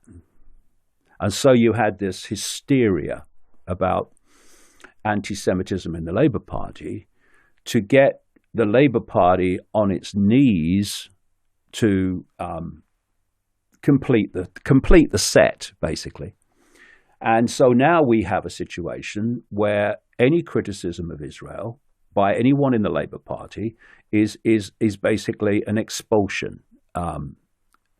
And you know, my son's we've got a new media platform called Icke, which we've just started, and my son's interviewed a Labour activist on that about a week ago, who is a supporter of some of the stuff that I say, and he pointed out that just sharing my information now is a suspendable offence in the Labour Party. And I'll just give you one example of how ludicrous it's become, and an example of what I said earlier, that if you're Jewish and you criticize Israel, you get the treatment far worse than a non-Jewish person for reasons I'm explaining, the cult. There's a guy called Chilson. He was born in Israel. He served as a conscript, as they do, in the Israel Defense Forces. And then stayed on and did, I think, some PR work, taking journalists around, showing them places that the government wants them to see. He served in a war in Lebanon in 1982, and then the pennies dropped of what was going on in terms of treatment of Palestinians and all of it. And he moved to Britain, and he's thinking, how do I, what vehicle can I have? I think he's at Oxford University, I recall. what vehicle do I have that I can express, my feelings about what's going on there? And he thought, well, the Labour Party. He's been expelled from the Labour Party for being an anti-Semite. He's a Jewish guy whose relatives were in Germany at the wrong time. This is how ludicrous it's become. Because it's not about protecting Jewish people from discrimination. It's about this protection racket, to protect the cult and its agenda. And to protect the cult's agenda, in many ways, more than anyone else from Jewish people realizing how their community has been hijacked by this cult. I don't know what is a bigger myth, that bin Laden was behind 9/11 or Prince Andrew doesn't sweat, doesn't do PDAs, doesn't go out dressed casually in London. Just jumping back to what we talked about earlier then. I can give you a quick one on that. Yeah, go for it. Robert Mueller, Russiagate and all that stuff. He was actually appointed head of the FBI 2 weeks before 9/11, right? Which I feel it in me water wasn't a coincidence. Anyway, he actually said, as head of the FBI, that there was not enough evidence for the 19 hijackers to being responsible to put it in a court of law, and that there wasn't enough evidence for bin Laden, right? And when I started investigating 9/11, which was basically from the day, one of the people I was in correspondence with for a book called Alice in Wonderland of the World Trade Center disaster, came out in 2002, was a guy, the strange name of Rex Toom. Rex Toom. And we corresponded a bit when I was asking questions because he was a spokesman for the FBI. And someone else, more recently, a few years ago now, asked Rex Toom on behalf of the FBI why on their page about bin Laden, most wanted terrorist, was his list of crimes, or did his list of crimes not include 9/11? And Rex Toom, on behalf of the FBI, said because there's not enough hard evidence that he was involved. So, manipulators have known since Noah was a lad that, or is that anti-Semitic? I don't know. It was just an historical character. It came into my mind. Let's say Plato was a lad then. That if you keep repeating a lie, eventually it becomes the truth. And this is how they work. And the media, of course, which is ultimately owned by this cult, if you go deep enough, they play the game of repeating untruths till they become an everyone knows that mate. And so what they've done with 9/11 is just keep repeating untruths, and it just becomes, in the perception of not everybody, there's a lot of skepticism, but a lot of people, that's how it was. It wasn't like that at all. So Russia invades Afghanistan. Russia leaves Afghanistan. The Mujahideen are fighting. They're backed by the CIA and the Americans. So the story is then, the plot is that bin Laden then turns his sights on the West and on the Americans, generating this hatred that culminates with 9/11. Mm-hmm. What's your response to that? Well, it's a load of old crap. I mean, Zbigniew Brzezinski, who was Jimmy Carter's national security advisor when Carter was president, he admitted to a French news magazine some years after he was with Carter that they had systematically manipulated the Soviet Union to invade Afghanistan. And they, in his words, they wanted to give the Soviet Union their Vietnam. Because although people that invade Afghanistan cause a lot of death and destruction, they never win. It's basically a place where you can't win. You just keep on fighting, knowing that there's no end in sight. What's happening to the Americans now? So at that time, the government in Kabul, the capital, was a Soviet satellite government. So to draw the Soviet Union in, they wanted to put that Kabul government in danger of being overthrown.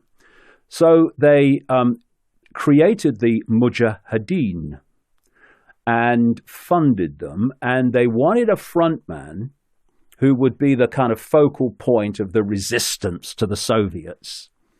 And it was Osama bin Laden from this big-time Bush family-connected bin Laden family in Saudi Arabia. And he's the good guy then. Oh, that Osama bin Laden, he's lovely, he is. He's fighting the Soviets. He believes in democracy. Comes from Saudi Arabia.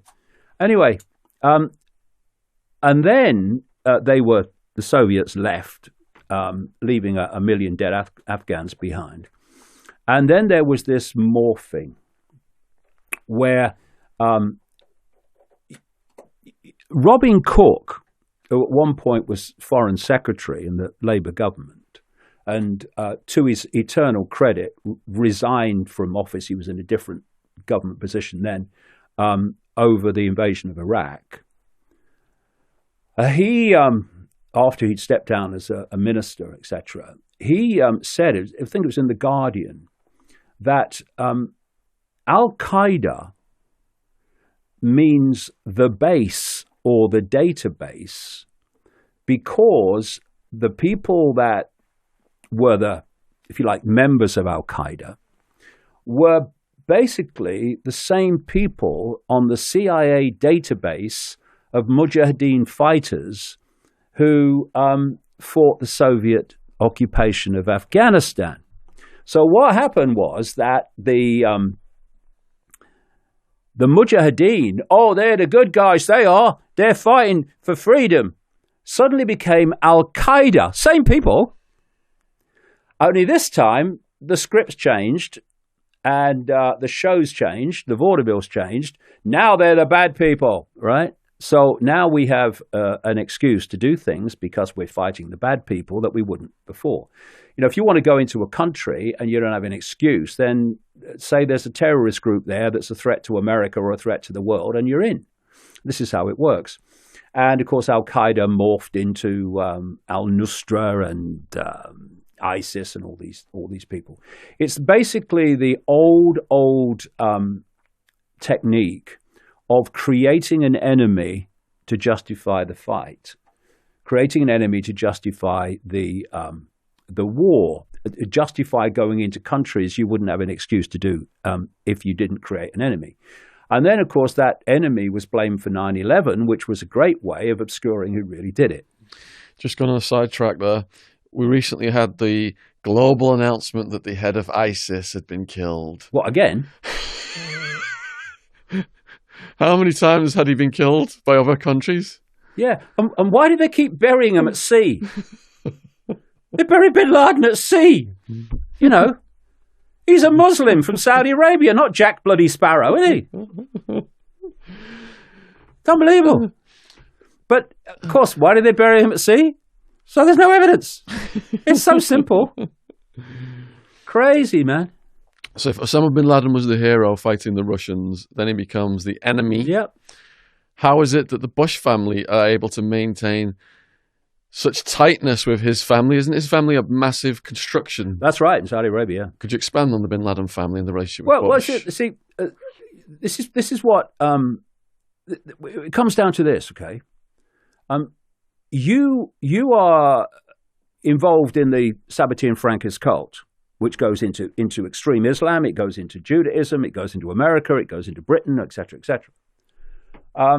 But outwardly, because this is the way the cult works, you appear to be a member and a supporter of a country or a culture or an organization. So then you hear people say, well, why would the bin Ladens do this? Why would they do that? Because they're thinking that what they appear to be is who they are. They're not. So if you have the Bush family connected to this cult, You have the bin Laden family connected to this cult. You have the Saudi royal family connected to this cult. You have those that control Israel connected to this cult, and so on and so forth around the world and around Europe. Then suddenly you see how people that appear to be even in opposition to each other actually are working as one unit. But the other people around them, like the general Jewish population in Israel, the general Saudi population, will not know this. American population, they won't know this. They'll take everything on face value. This is a cult which has an agenda for human control on a global and technological level. Therefore, country borders are irrelevant. Why would an American do that? Why would a Saudi Arabian do that? Why would a Jew do that? Why would somebody from Islam do that? Hindu do that?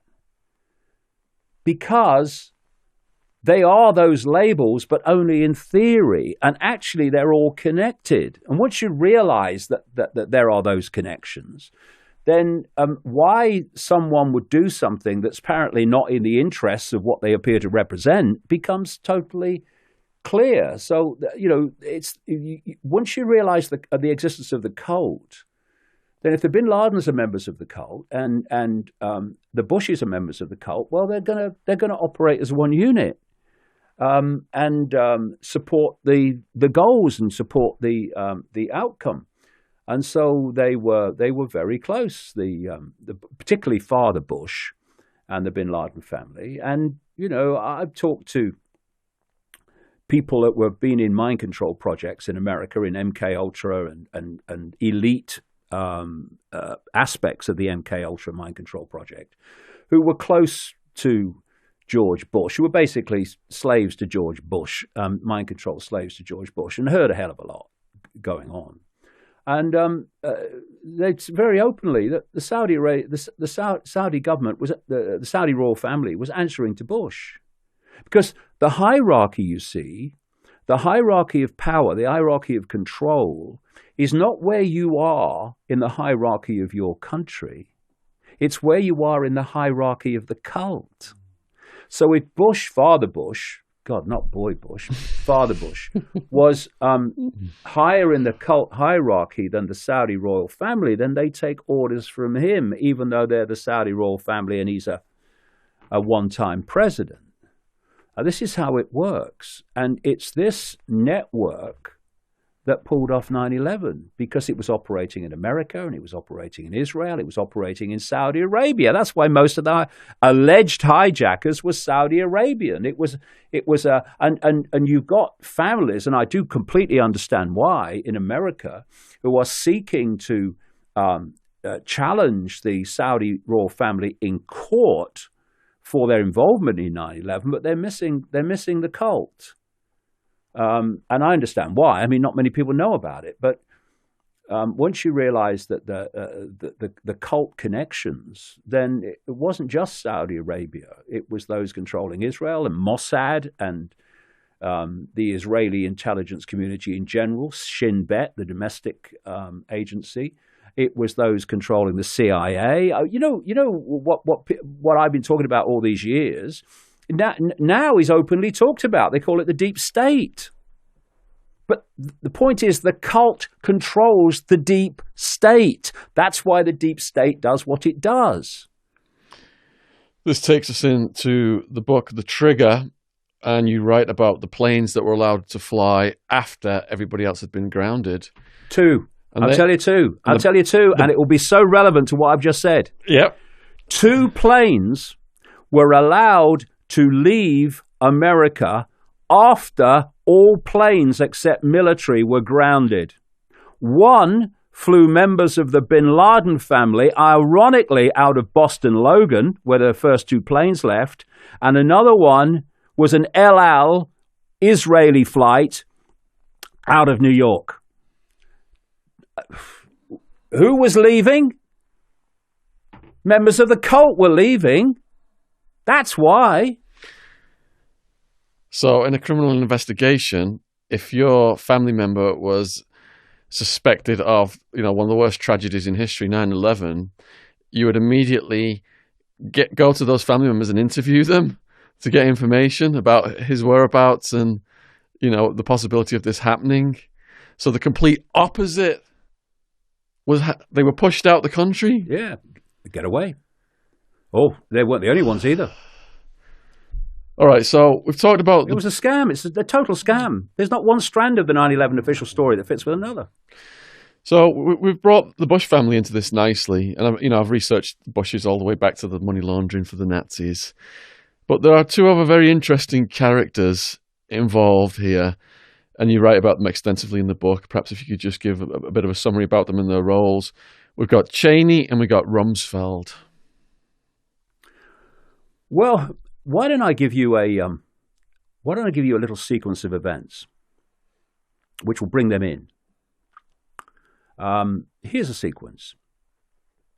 In 1979, a man called Issa Harel, who's known as the father of Israeli intelligence, did an interview with an American journalist in which he predicted that there would be an Arab attack on New York's biggest building.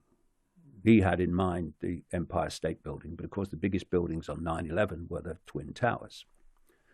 Also in 1979, Benjamin Netanyahu organized a conference in Jerusalem to call for a war on terrorism. Father Bush attended it. And for preemptive strikes against terrorist states before they did any terrorism. In 1984, Benjamin Netanyahu organized another one in America, and it was attended by the American government and military elite, calling for a war on terrorism. He wrote a book around the same time. In 1996, Benjamin Netanyahu was prime minister of Israel by 1996, and a group of ultra-Zionists, led by a guy called Richard Pearl, produced a document for Netanyahu called A Clean Break, Securing the Realm being Israel, which called for Saddam Hussein to be removed from Iraq, which called for Syria and Iran to be targeted, and said that the more inter-Arab conflict we can create, the better. A year later, 1997, an organization was created in America called the Project for the New American Century. One of its key members was Richard Pearl, who did the Clean Break. And the co-founders of the Project for the New American Century were William Crystal, ultra-Zionist, and Robert Kagan, ultra-Zionist. Kagan's wife, Victoria Nuland, was the State Department's head of Eurasian Affairs, who oversaw the American coup in Ukraine. Everything connects. It's a very small world with this cult. So that started in 1997. In 1998, this same group wrote to President Clinton calling for Saddam Hussein to be overthrown in Iraq. We're starting to get the picture. In the year 2000, in September 2000, this Project for the New American Century, among whose members were Dick Cheney, who would be 9/11 de facto president, officially vice president, Donald Rumsfeld, who would be 9/11 defense secretary, Paul Wolfowitz, who would be his deputy, but the real power in the Pentagon, Dov Zakheim, who would control ultra-Zionist, who would control the whole of the Pentagon budget at the time of 9/11. And on September the 10th, the day before the attacks, the Pentagon announced that they'd lost $2.3 trillion. It had just gone missing, right? Well, I've got an idea what some of it was spent on, chaps. But anyway, and of course they announced it on September the 10th, and not many people heard about it because something happened the next day, which these people knew was going to happen. Of course, that's why they did it on the 10th.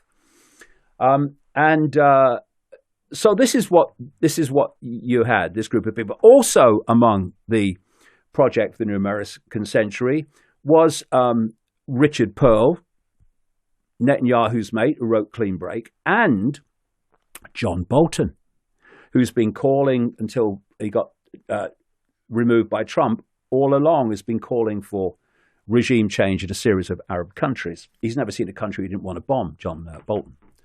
So that's document that this Project for the American Century produced in September 2000 called for a series of countries to be regime changed using American troops. And basically, the foundation of it was what was in the Clean Break, securing the realm of Israel. So instead of using Israeli troops, they wanted to use American troops to do what benefited Israel, what benefited the cult, basically. And so they wanted regime change in September 2000 in Iraq, Libya, Iran, Lebanon, and other countries, including North Korea, leading eventually to regime change in China. And that was what they wanted. They called in this document, and it was an ultra-Zionist organization, the Project for the New American Century. They called for American troops to fight and decisively win multiple theater wars in these countries to regime change. But they also said in this document, September 2000, that this, what they called in the quote, process of transformation, regime change, would necessarily be slow because they wouldn't have the support to do it, quote, absent some catastrophic and catalyzing event like a new Pearl Harbor.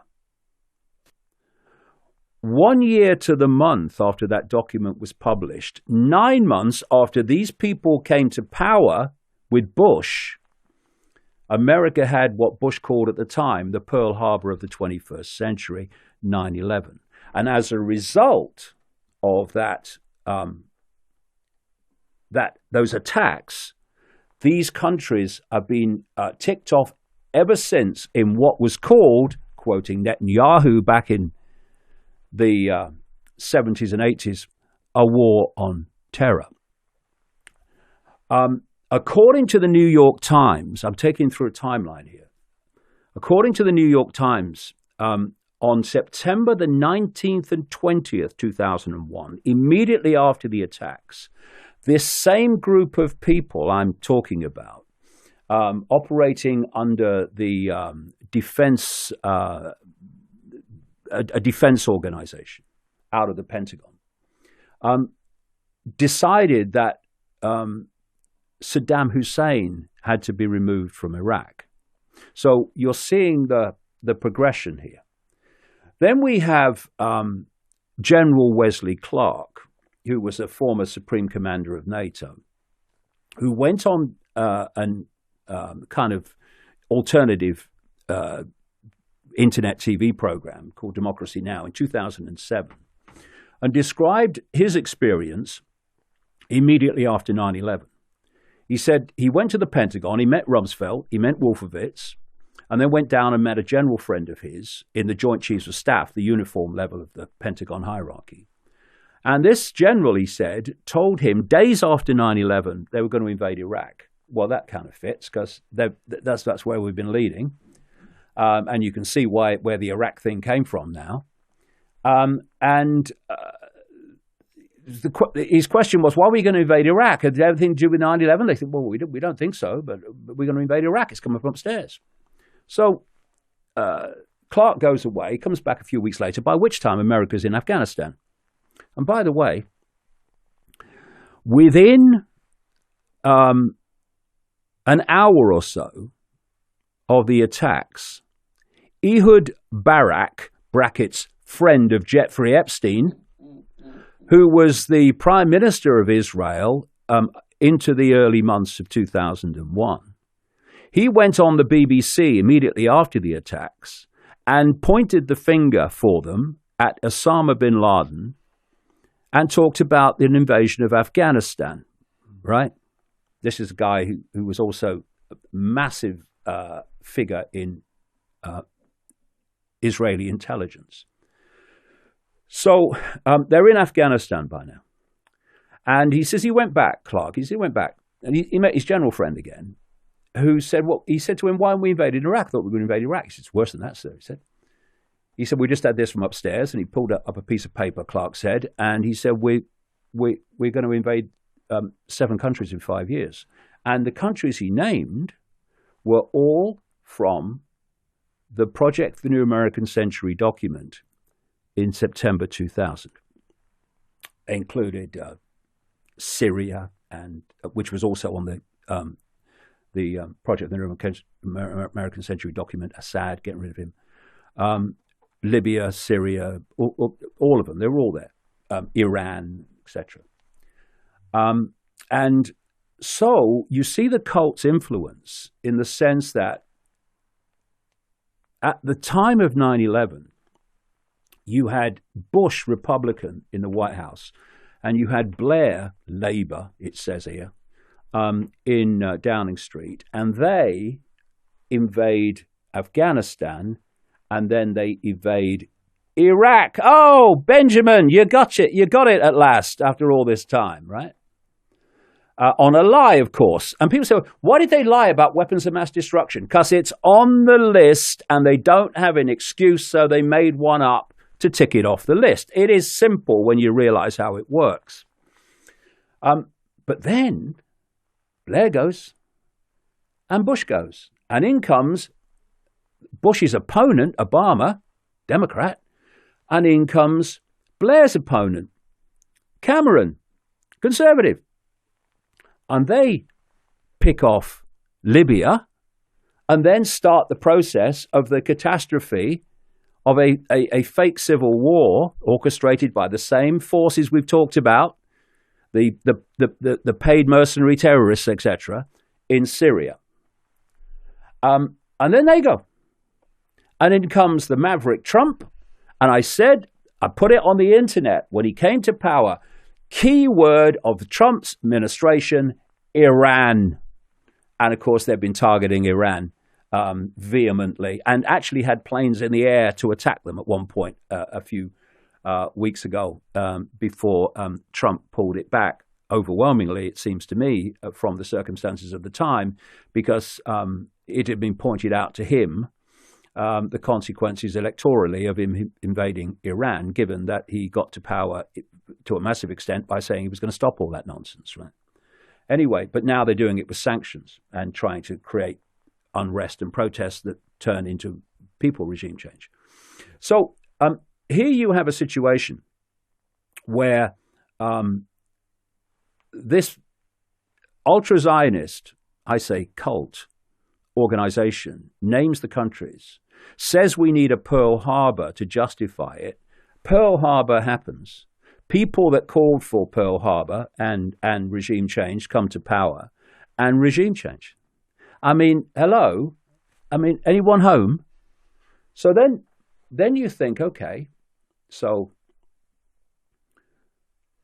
who oversaw the entire investigation of 9/11?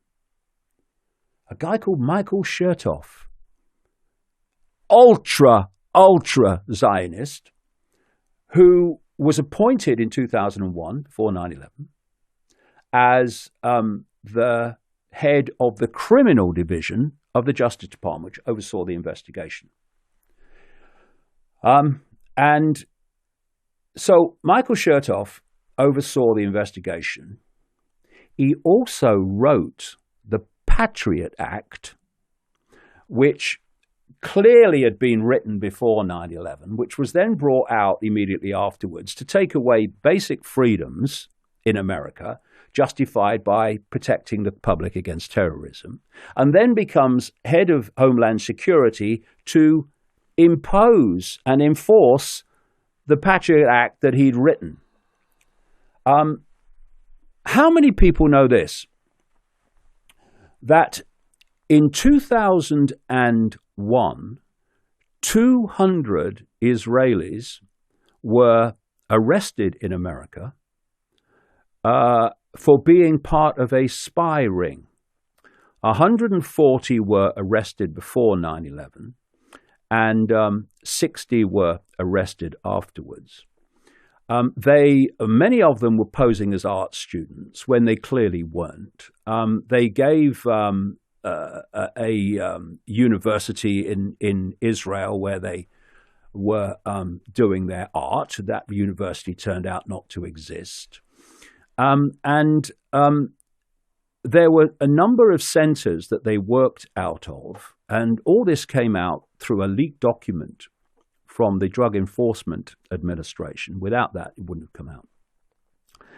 But the key place these documents said the Israeli spy ring was based was a place called Hollywood in Florida, not far from Miami, which was where 15 of the 19 alleged hijackers operated out of, including Mohammed Attar.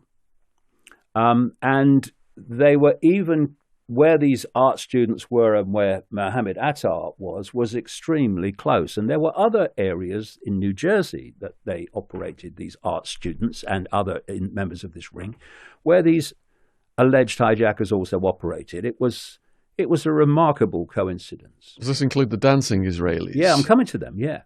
So what happened was that they were questioned by the FBI, etc. And then along came Michael Chertoff, ultra-Zionist, head of the criminal division of the Justice Department. He let them go. All this came out, not just through those documents, but through a series of reports, I think there were 4 of them, by a Fox News reporter called Carl Cameron. Excellent reports, where he just revealed all this stuff. Of course, they were off the Fox website very quickly, never to be seen again, but some people downloaded them. You can still see them if you work to find them. And then you mentioned, yes, the dancing Israelis. This was also a part of this.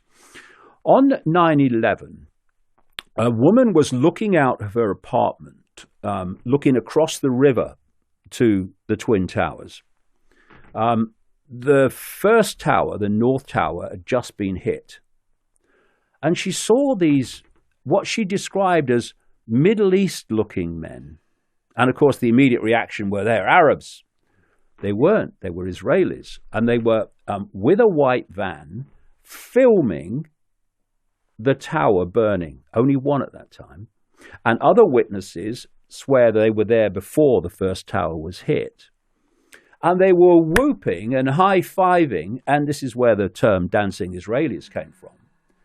And they clearly had prior knowledge of the attack. And 2 of them were known to the FBI, it turned out, as Mossad operatives, right? So she reports them to the police, and eventually they get picked up. They're held for 71 days.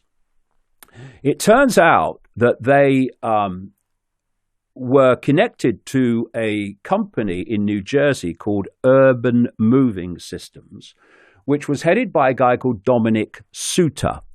Dominic Suter, not surprisingly, when they investigated this, was questioned by the FBI and told that they would be back for a second interview. Well, they weren't, because he was on a plane to Israel, and that was it. Although I've heard, I've just updated the book for the second print run, I now hear that years later he came back to America and no one said anything. He worked and worked and worked. No problem whatsoever, right? So you see in the book the background to it. Now the FBI and police were absolutely sure that they were connected to the event. How would you know otherwise?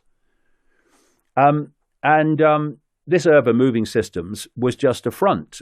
Just after 9/11, everything shut down. Everyone left, ran, just a front. Box cutters, boxes, and all this stuff.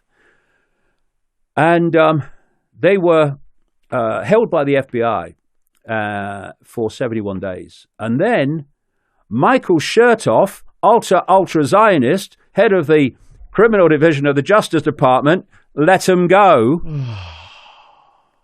without charging them for anything to do with 9/11. And some of the people supporting that included a well-known ultra-Zionist politician called Chuck Schumer and a very well-known ultra-Zionist lawyer, Alan Dershowitz, who, of course, is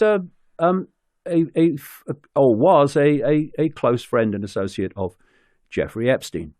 And so you had this clear Israeli ring operating in the same areas as the alleged hijackers were operating, who were just let go. You had these 5 Israelis who clearly had prior knowledge of the attacks, 2 of them who were known Mossad agents, and they're let go. And wherever you look with 9/11, the same theme occurs. Who bought the lease to the Twin Towers weeks before 9/11?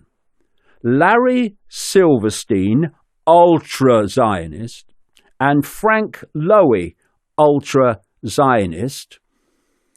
Silverstein was such a close friend of Benjamin Netanyahu. This has been reported by the Israeli press as well as the alternative, that he and Netanyahu used to have a telephone chat every Sunday. What happened is that the Twin Towers were a bit of a white elephant, really. They were under-occupied and they were getting out of date, and they weren't a good buy. But Silverstein and Lowy, dominated by Silverstein, bought the Twin Towers and immediately significantly increased the insurance in the event of a terrorist attack. This meant that for a personal investment in the lease of $14 million, Silverstein and co. were paid out in insurance $4.56 billion. Wow. And the person who did the deal for the insurance was a guy called Morris Greenberg, ultra-Zionist, friend of Henry Kissinger, who was from the AIG insurance giant.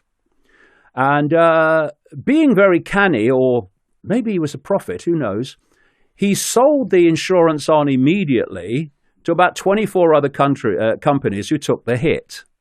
Right.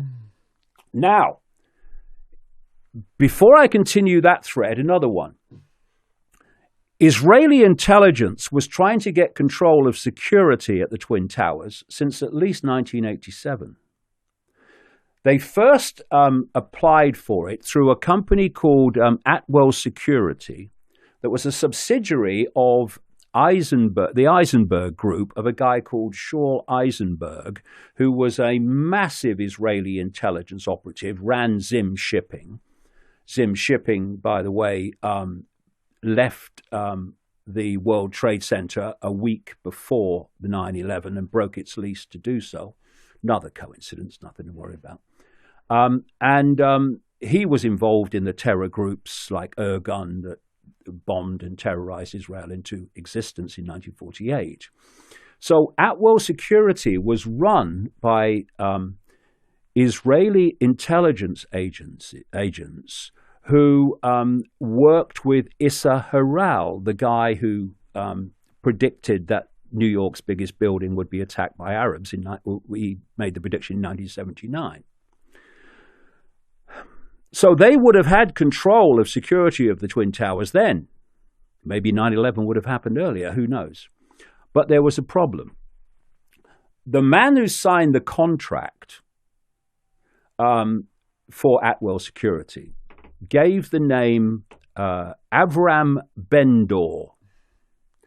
It turned out pretty soon afterwards that his real name was different. It was Avram Shalom, former major executive, if you like, in Israeli intelligence, domestic intelligence, who had to stand down for ordering that two Palestinians had their heads smashed in with stones and had to stand down as a result. When all this came out, Atwell lost the contract. So we move on to 1993. Only a few years after 1987, they're still trying to get hold of that security for some reason. And we had the 1993 World Trade Center bombing, which involved an Israeli Mossad agent whose name was on the hire contract of a hire truck that was involved, and other people were blamed for it. As a result of that bombing, the ultra-Zionist, completely ultra-Zionist controlled New York and New Jersey Port Authority who'd given the contract to Atwell originally in 1987. They decided, as a result of the bombing, that security at the Twin Towers had to be improved. And so they hired an ultra-Zionist company called Kroll Inc. to oversee the security, which they did right up to 2001 and the attacks. Also in 1993, a man called Morris Greenberg bought into Kroll Inc. This is the guy that provided the insurance to Silverstein and to Lowy, and was this close friend of Henry Kissinger. So we move on to Silverstein and the control of that, the lease, the buying of the lease.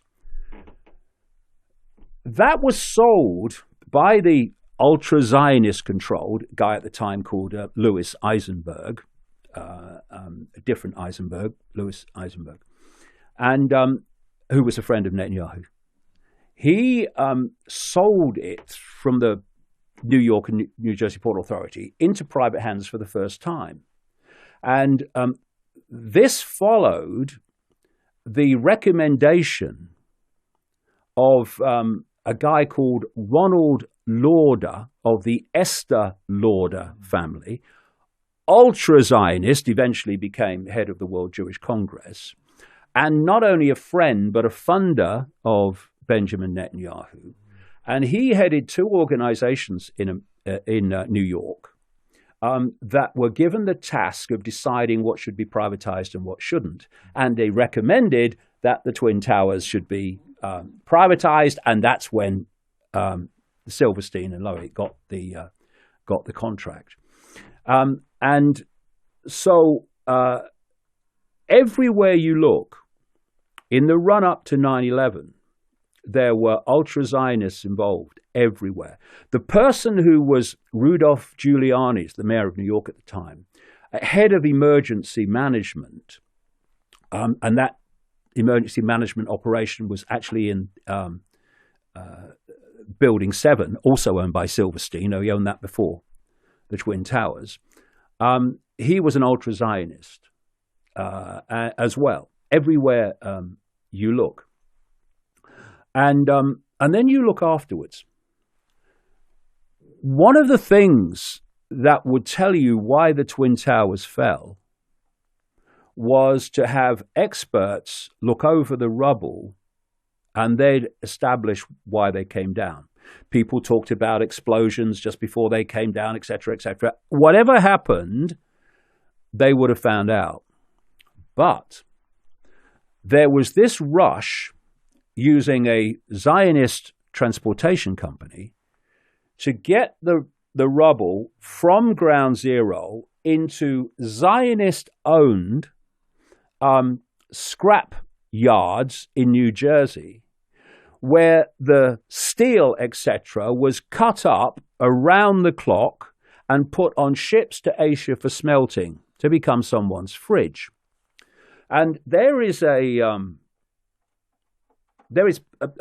quote in the book, which was in the New York Times, and it described the fast. Now, let's just remember here that 3,000 people were killed that day, and many thousands more of their loved ones will have had their lives decimated ever since, and they'll never fully recover.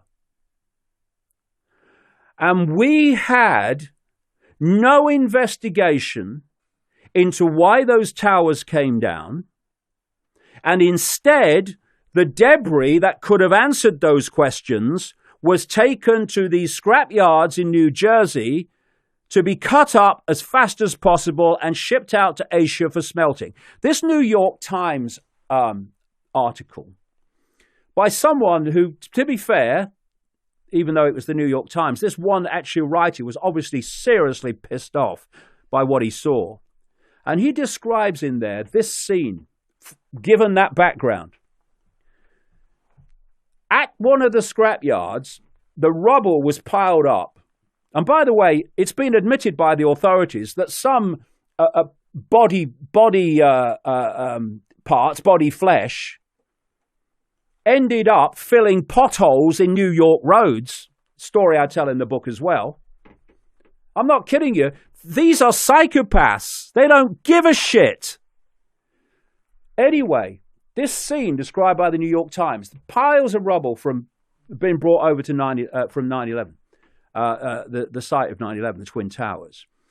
And by the way, the company that transported them, the Zionist company that transported them, said that it was done like a military operation, moving the debris, because they were tracked. The lorries were tracked by GPS, so they always know where they were because of the sensitive material. What they did when it got the other end is dump the bloody stuff.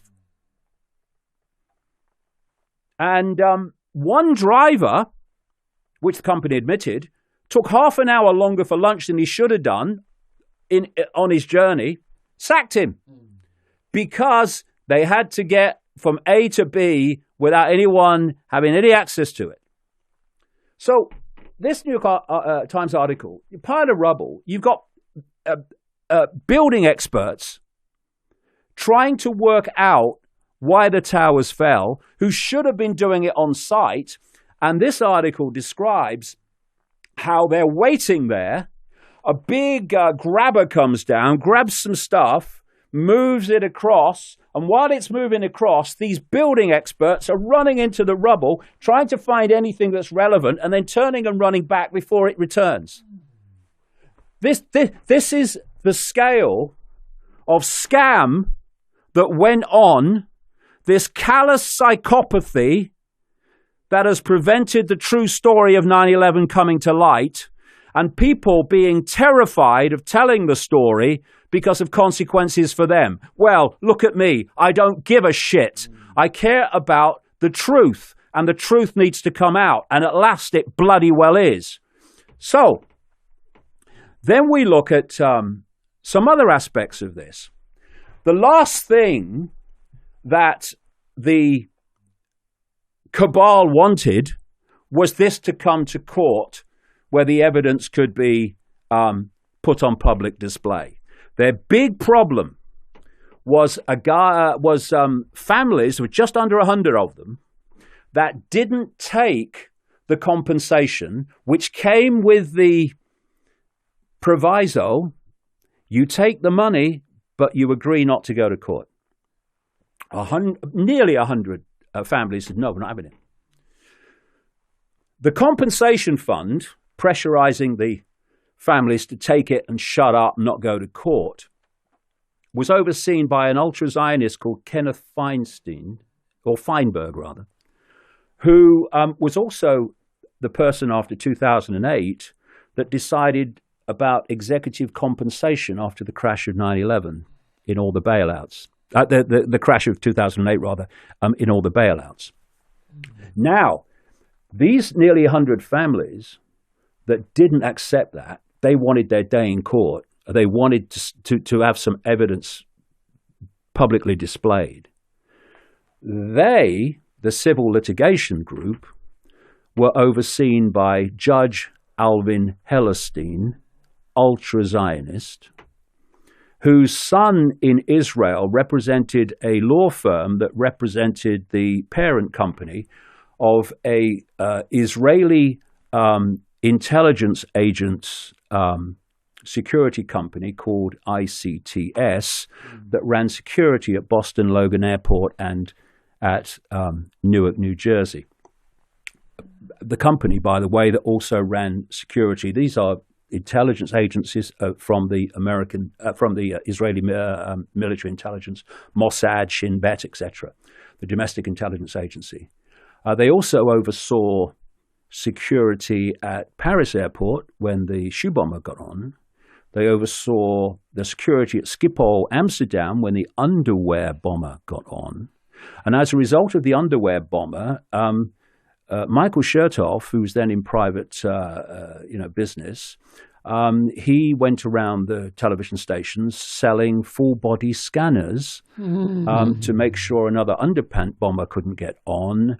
And that's why, to this day, people go through full-body scanners at airports, because of Michael Chertoff, head of the criminal division of the Justice Department at the time of 9/11, writer of the Patriot Act, head of Homeland Security, et cetera, that all those Israelis go. Yes, ICTS was also running security at the Belgian airport when the bomb went off. I think it was 2016, and a lot of people died. So hire them, I would. And anyway, Alvin Hellerstein ran what even the mainstream media called a war of attrition to block the families getting to court. And the last one, eventually, because of a decision by Hellerstein, they pulled out in 2010. So none of the families got to court. His associates overseeing that civil litigation group of families were also ultra-Zionists. Alvin Hellerstein was also the judge that oversaw the litigation between Larry Silverstein and the airlines that ended in Silverstein getting a payout on top of the 4.56 billion of another 10 million. Jesus. By the way, the judge that oversaw the Silverstein v. the insurance company's litigation that led to the 4.56 billion was Michael McCasey, ultra-Zionist, who eventually became Attorney General of the United States. Then we come to this. The other problem they had, apart from the families getting to court, the other problem they had was, well, there's got to be some kind of investigation, right? We've got to have an investigation. I mean, it's the biggest terror attack in American history. 3,000 people dead. We've got to have an investigation. Well, no, if you remember, Dick Cheney, Project the New American Century, and George Bush, puppet president, resisted for ages any investigation into this attack. Why? They don't want an investigation. The truth might come out. So eventually, public pressure forces them into accepting some kind of investigation. It's called the 9/11 Commission. The person they named to head it first, Henry Kissinger. More ultra-Zionist than ultra-Zionism itself, right? So, of course, that's so ludicrous, and it was demanded that he reveal his clients in his company, Kissinger Associates, which would have, as I've said in the book, it wouldn't have just opened a can of worms. That it would have launched it to Mars, right? So now he had to stand down. So they bring another guy in, ultra-Zionist Philip Zelikow, who wrote an article in one of these influential magazines in 1998, warning America of a new Pearl Harbor and a terrorist attack on American targets. Anyway, Philip Zelikow, Bush insider, very close friend of Condoleezza Rice, the Secretary of State in the Bush administration, and they wrote a book together, actually. He oversaw the 9/11 Commission, which was a joke of a non-investigation. And I go into it in the book.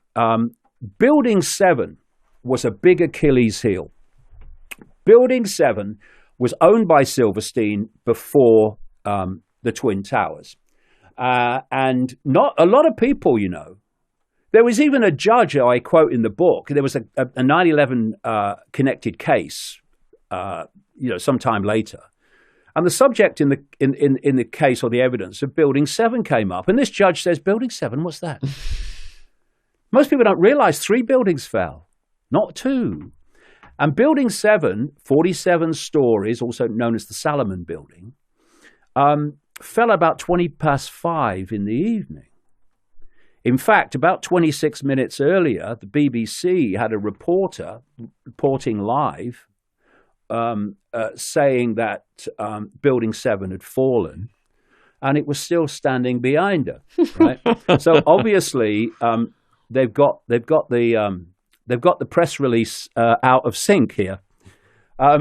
So it fell, and it fell with the most obvious, clear, controlled demolition you'll ever see.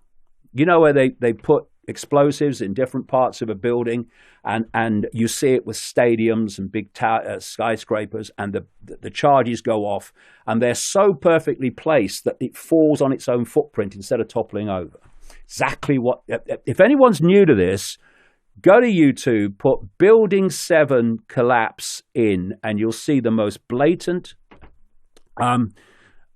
controlled demolition you've ever seen. In fact, the explanation of the buildings coming down is so utterly ridiculous that there's an organization, as there are many others over different subject areas of 9/11, called Architects and Engineers for 9/11 Truth, which are experts in their field, lots of them now, who've come together to say the explanations of the buildings falling is insane. Right. But not to the 9/11 Commission. What happened was that the building fell. It was obviously a controlled demolition. Controlled demolition experts have looked at it and have said, what brought the building down? Controlled demolition. There was one guy, he's a Dutch expert. He didn't even know three buildings had fallen. And a TV crew went along and just played him the building falling and said, what do you think caused that? He said, well, it's controlled demolition. It's obvious. He didn't even know it had anything to do with 9/11. Anyway, so they've got a problem. How do you explain 47 stories and these massive, massive steel pillars collapsing simultaneously on their own footprint, which meant every single pillar had to give way at the same time? Ludicrous. So what can we do? Well, they left the investigation into this is not the 9/11 Commission. The government agency investigating the collapse of Building 7 kind of panned out their investigation. And eventually they came out. And there was a fire in Building 7. No plane hit it. No plane came near it, but there was a fire. It was not a big fire, but just a fire. Certainly not enough to bring a building like that down. In fact, according to the official story, that fire did bring it down, which made it, still to this day, the only steel-structured building ever to fall just because of fire. Of course, it didn't. It was controlled demolition. Anyway, the government agency then comes out and holds this press conference and announces what brought down a 47-story massive steel-framed building. An office furnishings fire. We're back to Prince Andrew, you see. When you're lying and you can't therefore tell the truth of what happened, it was controlled demolition, then you have to make something up, and it's usually ludicrous. So the 9/11 Commission and ultra-Zionist Philip Zelikow has looked at this This is the 9/11 Commission report on the entire attacks, every subject area, everything. And they've thought, we can't put office furnishings fire in this report because it will get slaughtered. So what did they do? They didn't mention it. There is no mention of Building 7 collapsing in the 9/11 Commission report because there's no way of explaining it except by controlled demolition. Now, Larry Silverstein was interviewed on a PBS documentary in America about 9/11, and he was asked about Building 7. And what he said was that the fire chief came to him and said, the fire's so bad, it wasn't. It was out by the time it fell, if you read the evidence in the book. The fire chief said to me, who's never come forward, by the way, and fire chiefs that have been, was it you that spoke to him? No, it wasn't me. Right. They've never found this guy because he doesn't exist. The fire chief came to him and said the building in Building 7, the fire is so bad that we think we ought to pull it, collapse it. And so Silverstein said, oh, you know, there's been such a loss of life, as if he fricking cares. Yeah, let's pull it. He said, and shortly afterwards, we watched the building come down. Now, if you are going, first of all, fire commanders do not collapse buildings. Demolition experts do. And it takes weeks, sometimes longer, to put the charges in exactly the right place to bring it down. So if that was a controlled demolition, which it was, it means that the charges were put in place pre-9/11 for that to happen as fast as it did after the decision was made.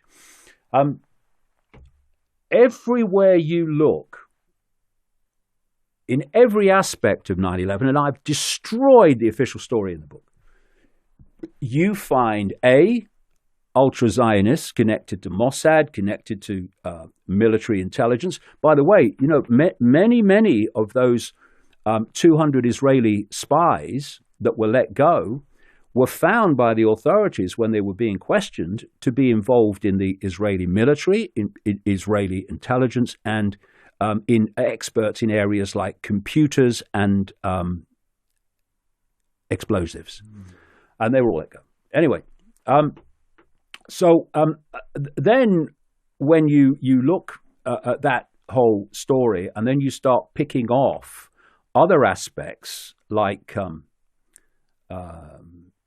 you know, the planes and whether they were the ones that left the airports and the hijackers and all these other aspects, you find the whole story falls apart. Another thing, by the way, that the 9/11 Commission did not choose to mention was that in evidence to the 9/11 Commission, Norman Mineta, who was the transportation secretary, said that before the Pentagon was hit, I say it wasn't hit by a plane, it was hit by something else. But anyway, there was a plane involved, never mind. And he said he was in the bunker with Cheney, Project for the New American Century, and the towers had been hit, and they were talking about a plane heading for Washington. And Mineta tells the story of a young man, I think he was a military guy, coming in every so often and counting down a plane coming into Washington to Cheney. 50 miles, sir. 30 miles, sir. And when it got to something like, 10 miles, no time, this young guy said to Cheney, this is Norman Mineta, Transportation Secretary's evidence. He said to Cheney, do the orders still stand, sir? And Cheney, being the lovely human being that he is, kind of, sped back. Of course, have you heard anything different? Oh, you're Dick Cheney, aren't you? Now, and then, of course, we're told that a plane hit the Pentagon. Certainly a plane was involved in that whole thing. But whether it hit the Pentagon is quite another thing. Now, do the orders still stand, sir? Now, the only way that the answer or the background to that question, do the orders still stand, sir, would have been, do the orders still stand to shoot the plane down, would have been had the plane been shot down. It wasn't. The orders had to be, and this is why you can understand the young guy being, quite, concerned the longer it went on, was that the orders were not to shoot the plane down.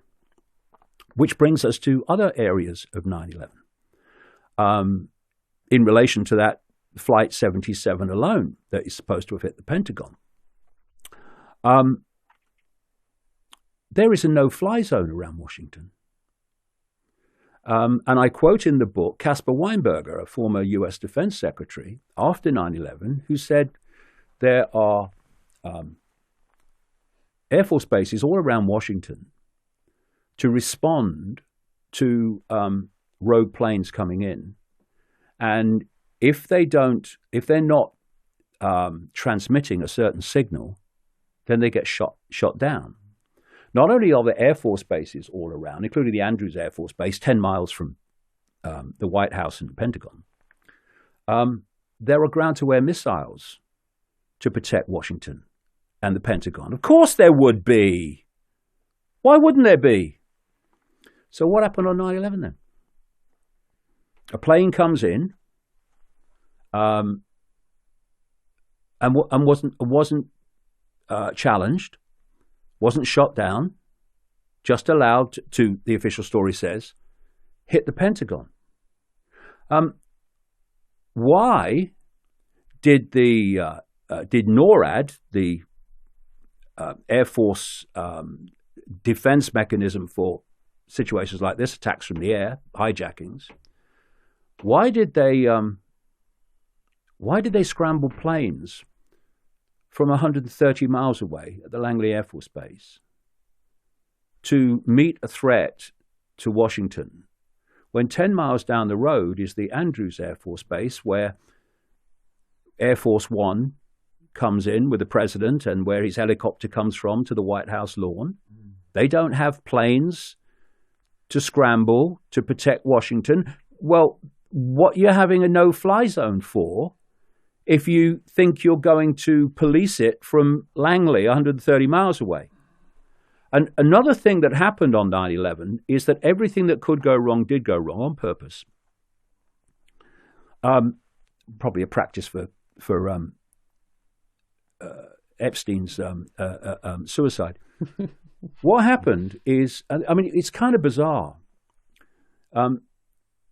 The NORAD at a place called Rome in New York State, that area of the NORAD operation, which was its base was the Peterson Air Force Base in Colorado and at a place called Cheyenne Mountain, top secret place. But the center that was dealing with it all was call it the Need Center in Rome. I think it's not far from Syracuse in New York State.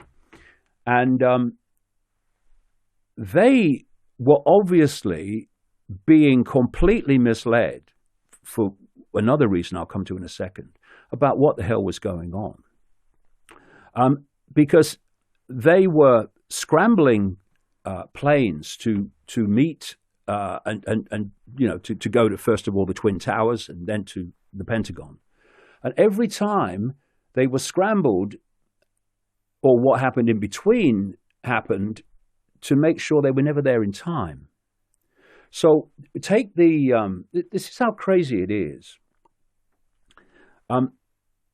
The official story eventually, it changed many times, was they scrambled planes from Langley to get to the Pentagon for this plane coming in, American Airlines Flight 77. But when the planes took off, this is all official stuff, when the planes took off, instead of heading for Washington, the pilots said no one told them what they were being scrambled for. So they say they headed out to sea because they thought the threat would come from the Atlantic, right? So instead of heading for Washington, they went out to sea, which meant they didn't get there in time. But bizarrely, NORAD did not scramble them to meet Flight 77 because this NORAD Needs Center did not know that Flight 77 had been, quote, hijacked until basically the time it hit the Pentagon, or is said to have hit the Pentagon.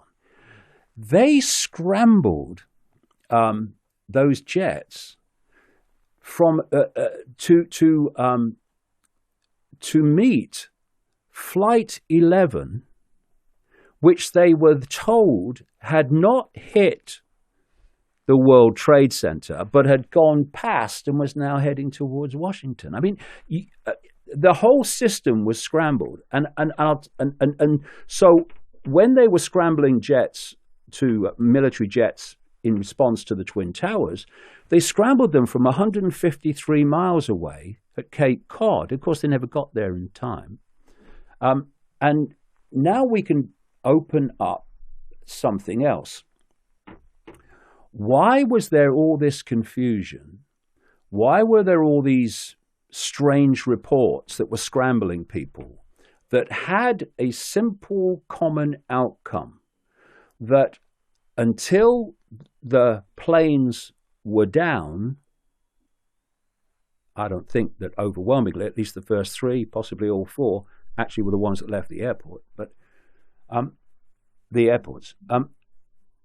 Before the planes were down, nothing was done to intervene. That was the common theme. And all these different, oh, this happened, and oh my God, that happened. Oh dear, well, who told us that? It was all going on. The outcome was nothing happened to intervene. Not ground-to-air missiles, not scrambling jets, nothing. Right? Because that had to happen and be allowed to happen. I quote a guy in the book, a guy called Fletcher Prouty, who was had massive experience in the American military and in intelligence. And he said once about assassinations, if you want to know who was involved in an assassination, he said, words to this effect, just look at who had the power to remove the usual level of security that allowed the assassination to happen. And this is certainly the case with 9/11. Who had the power to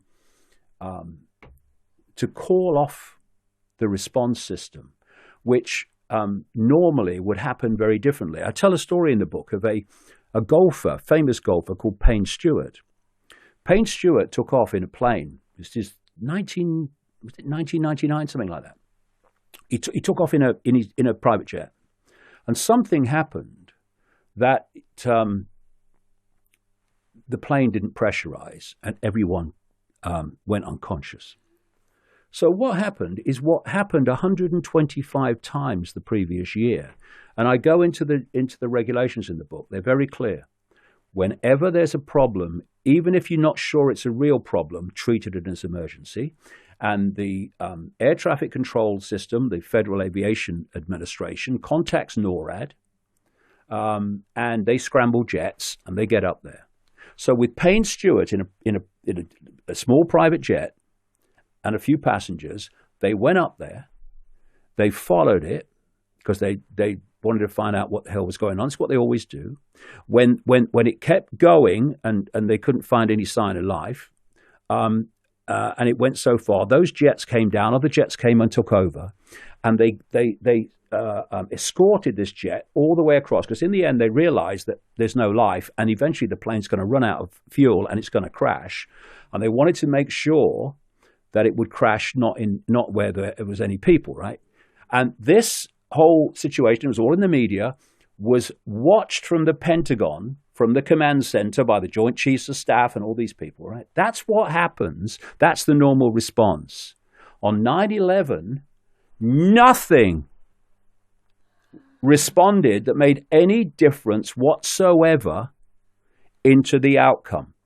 And immediately, the Pentagon was, quote, hit by this plane. they scrambled jets from Andrews Air Force Base 10 miles away to protect Washington, right? It was all a scam. Now, here's another aspect of this. They had to scramble everything. And of course, no, I'm not saying the people that NORAD needs were involved. Most people were not involved. They were just completely bewildered by what's going on. So they had to have a mechanism of creating total chaos bewilderment that morning to allow the attacks to happen. Well, it turns out that the head of NORAD, a guy called Ralph Eberhard, had, and this was the word used, had decided to have unprecedented numbers of war game scenario exercises.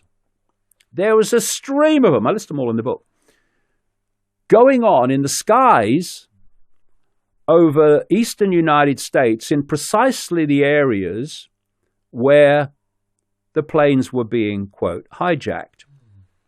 Not only that, because of the war games, planes that would normally be on the ground at Air Force bases were off during the war games. And what they have during these war games, oh, and by the way, the same Ralph Eberhard, the night before 9/11, who had orchestrated all these war games to be going on, an unprecedented number at the same time, also put the defense mechanism for Pentagon computer systems onto its lowest level. Right? Now, when these war games are going on, the flights in the game, the simulated flights, and by the way, these war games involve planes being hijacked and a plane hitting the National Reconnaissance Center in Washington, D.C., part of the scenario. Right? So they call it SIM. And what it means is the dots of the planes in the war games are on the screens of air traffic controllers and of, they have to be, of course they do, and on the screens of NORAD. And so the potential for taking planes, for landing planes after they left the airport and then they appear somewhere else is massively happened with Flight 11. It disappeared for 36 minutes. Sorry, not Flight 11, Flight 77, disappeared for 36 minutes. And I've looked at the logs and quoted some of them in the book from the NORAD Needs Center. And they are waiting for the war games to start that morning, right? And so when the reports came in of 9/11 hijackings, their first reaction was, is this, what one guy said, they started the war games early then, right? And people were saying, is this real or is this scenario? Totally scrambled them. And then they had these war games planes on their screens, completely confusing everything while the hijackings were going on. And at one point on the logs, one guy shouts out, "Get rid of the goddamn SIM!" Which they did after the Pentagon was hit. And now, there was a company in Quincy, Massachusetts, called Pt.2. Pt.2 was apparently a small company, but it was given the contract for the computer systems of NORAD, the Federal Aviation Administration, all the Washington institutions, the Pentagon, etc. And it was identified by a lady, a computer tech wizard at some level. She worked on projects for J.P. Morgan, called Indira Singh. And her first interest in P-Tech, from her knowledge, because she worked in that industry, was something called, they call it enterprise architecture. And the whole deal of connecting different computer systems. And to do that job, you need to have access in real time to all the computer systems of the different agencies, right? P-Tech had that.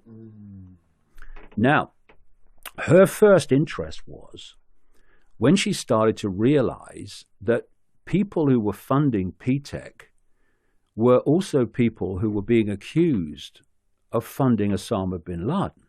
Right? So her first response is, this is how the Arabs did it, basically. That kind of, why are people funding bin Laden involved in this P-Tech that's got control of all these computer systems? And P-Tech was working with a federally funded company called the Icke Corporation. And according to Indira Singh and others, they were working, the Icke Corporation and P-Tech, in the basement of the Federal Aviation Administration for 2 years before 9/11, working on all the computer systems and computer connections with other agencies. And one of the big things that came out in this confusion of 9/11 was the apparent inability of these agencies like the Federal Aviation Administration and NORAD to communicate with each other. It was come to absolute chaos, absolute mess. Well, P-Tech had control in real time of everything it needed to control to put planes on screens that weren't there, to take planes off screens that were there, all of it on 9/11. Well, it turns out that P-Tech wasn't controlled by Arabs, was controlled by ultra-Zionists.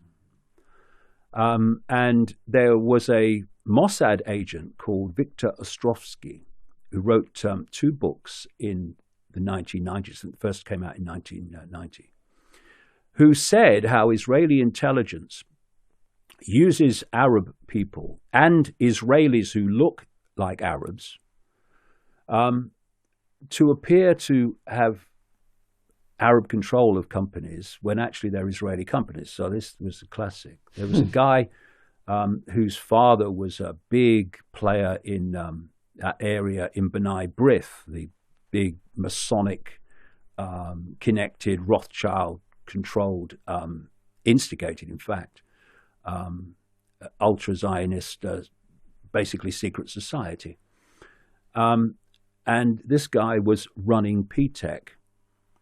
And then when I started researching that, you come out and you see all these computer companies in America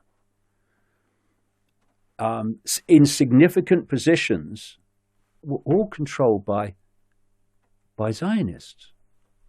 What you find when you research this is there basically aren't any cybersecurity companies operating out of Israel that are not controlled by Mossad and the military and the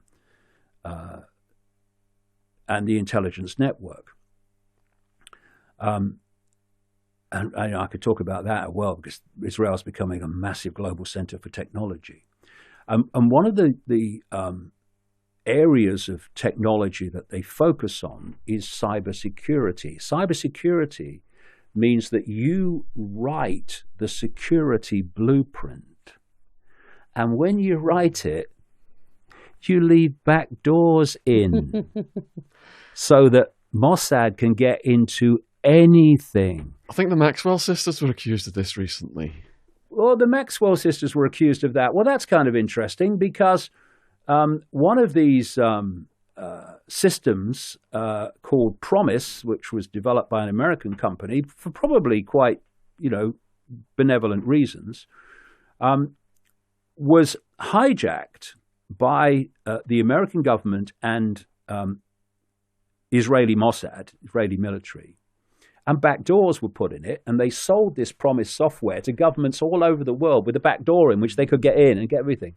You know, one of the biggest sellers of it was, this has come from Ostrovsky and others, Bob Maxwell. Because Bob Maxwell, father of Ghislaine Maxwell, was a Mossad agent. And Ostrovsky describes how when he died on his yacht, the Lady Ghislaine, it wasn't because he fell overboard. It was because Mossad came up from the water and killed him because he was starting to become a liability instead of a positive contribution to their agenda. Remember, his Daily Mirror empire was falling and all that stuff. So Maxwell was selling it. He was a Mossad agent. So makes absolute sense what you've just said, as does Ghislaine Maxwell's involvement with the Mossad agent Jeffrey Epstein. All, Ehud Barak, Epstein. Here we go. I mean, in the end, it's a web, and therefore, if you work hard enough and dig deep enough, you will connect it because it is a web. So you had on 9/11 computer control of the entire system. And to scramble, which is what happened, and create total confusion, which is what happened, to make sure nothing happened that would intervene in it playing out, was all in their hands at that same time. Now, I'm going to go back to a figure. The Jewish population of the world is 0.2%. The number of people that are involved in what I'm talking about is a tiny fraction of the 2%, and that tiny fraction hates the rest of the 2%. Now look at how many times I've said ultra-Zionist in this interview in relation to 9/11. What are the statistical chances of any of that? None. None. So then you ask, if I can find this out, and others, is a guy in America, Christopher Boland, who's done a lot of great work in this area. Why can't the media? And why do even people in the alternative media who get some sniff of this never talk about it? Because they're terrified of the consequences. They're terrified of being called anti-Semitic, when what you're actually doing is the opposite of that. Anti-Semitic's a misnomer anyway. It actually means anti-Arab, if you take back its meaning. But it's pointing out to the Israeli community and to the Jewish community worldwide, you are being shafted big time and taking the blame for what this cult is doing in your name, even though you don't even know it exists. And so it really is time for all of us to put the labels down and to put all the fault lines of division down, stop seeing ourselves as Jew or Arab or middle-class American just for a second, and realize we're all being shafted equally, and come together and deal with this in unity, because they are desperate for us to go on being divided and ruled and at war with each other. And this whole anti-Semitism industry, this protection racket for the cult, it's what it is designed to stop what I've been talking about coming out. And I don't care about consequences, never think of them. Because if you think about consequences, what you're doing is you're pondering the possibility that you won't do what you believe to be right because of the consequences. Well, that's not going to happen. So why am I thinking about consequences? Because I'm going to do it anyway. And we need to start going down this road and not being intimidated into silence, and not being intimidated into sharing things. I tell you what's kind of fascinating now. You see how this gets more and more deeper inroded into people's behavior. I can, my boys anyway, post news stories from my site on social media, and I do memes with lots of them, comment memes, And when they're about this subject or that subject, they'll get shared. You talk about Zionism or Israel, they don't get shared. Why? Because they're worried about what will an employer do. He might look at my social media account, which they do now. So, oh no, you're an anti-Semite, even though what you're saying is, why is this happening? Why are these people always being protected? And we've just got to grow some backbone because the evidence is there and it just needs to come out. And this is another interesting thing, you see. I went on to talk radio in Britain. I did 2 interviews with them, maybe in the last year or so. And their combined audience, views on YouTube of those 2 interviews is well now in excess of 3 million.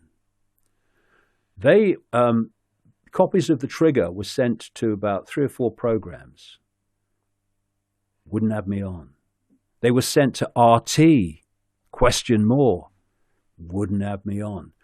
Jamie had 5,000 press releases sent out to media organizations in America, North America, Canada, Britain, all over the place. Not one mainstream media organization came back. When you are, and you see it's not a short book, producing the evidence that demolishes the official story of 9/11. Now, for that not to be orchestrated is ridiculous. They didn't even want to talk about the things that didn't mention the cult. Things like the fact that it's never been established that the planes that were said to have hit the buildings were the planes that left the airports. Do you know whenever there's an air crash, the first thing investigators do, or one of them, is they establish they've got the right plane. And they do this very easily. Every part on a plane has a serial number. The plane itself has a serial number. You know, we talk about Flight 77 and Flight 11, but they're just like destination boards on a bus. It's not the bus; it's just the route it's taking at the time. The bus has an identification number, a number plate, and so do planes. So what they do is they look at the debris, and there's certain parts, certain parts, they're called time change parts. These are parts that, never mind if they're not damaged, if it's flown this period, it's got to be changed, right? So, and what they do then is when a part is changed, that's logged, its serial number is logged on the mechanics log. And so what they do when there's a crash is they look at a part, they compare it with the log, and they say, yeah, we got the right plane. That was not done with any of the 9/11 planes. And it was so glaring that people challenged this, of course. And under the Freedom of Information Act, they asked for the FBI to release documents to show that this process had happened. And the FBI replied that it had not happened because, quote, there was no question as to the identity of the planes. Well, of course, you read the book, there's massive questions of the identity of the plane, but it was never done. So if you don't do something that's done every other time, there's a reason you haven't done it. The same 4 planes, none of the pilots hit the 4-digit code, hijack code, which is the first thing they're supposed to do. Bang, bang, bang, done. None of the pilots hit the hijack code to say they'd been hijacked. No one among the cabin staff instigated hijack procedure. Everything they would normally do didn't happen. That's not criticizing them. It's saying the official story is not true. There's a reason that those pilots did not punch in the hijack code. I say the planes were taken over from the ground, and in taking them over by hijacking the computer, that code wouldn't work because no messages from the cockpit to the ground would have been allowed. And remember, this control of the computer system would have included control of the planes. They controlled everything, all the computer system. The Federal Aviation civilian system, NORAD system, all of it. And everywhere you look, there's unexplainables, and there's things that normally happen that didn't happen on 9/11. It's a lie from start to bloody finish, because the official story is just a cover to hide the fact that 19 Arab hijackers did not hijack those planes. Do you believe those people were disposed of then? And are there inconsistencies with the flight and cockpit data and recordings? Oh, loads. Flight 93. There's an organization called Pilots for 9/11 Truth. These are pilots, some of whom flew those actual planes, who have come together, like the engineers and architects, to say, this story of the planes makes no sense. And I go into it in the book. It's devastating. See, there were no black boxes found, they say, for the planes that hit the Twin Towers, right? Even though they're orange and give off a signal. The flight data recorder that records the workings of the plane and what happened with the plane's basically engineering, etc., was said to have been found with Flight 93 and was said to have been found with Flight 77. What pilots for 9/11 Truth did is they got the authorities dealing with this to send them the information from these black boxes, and they, with an animation showing a animated plane following that information, showing what happened. Flight 93. Flight data recorder shows cockpit door never opened.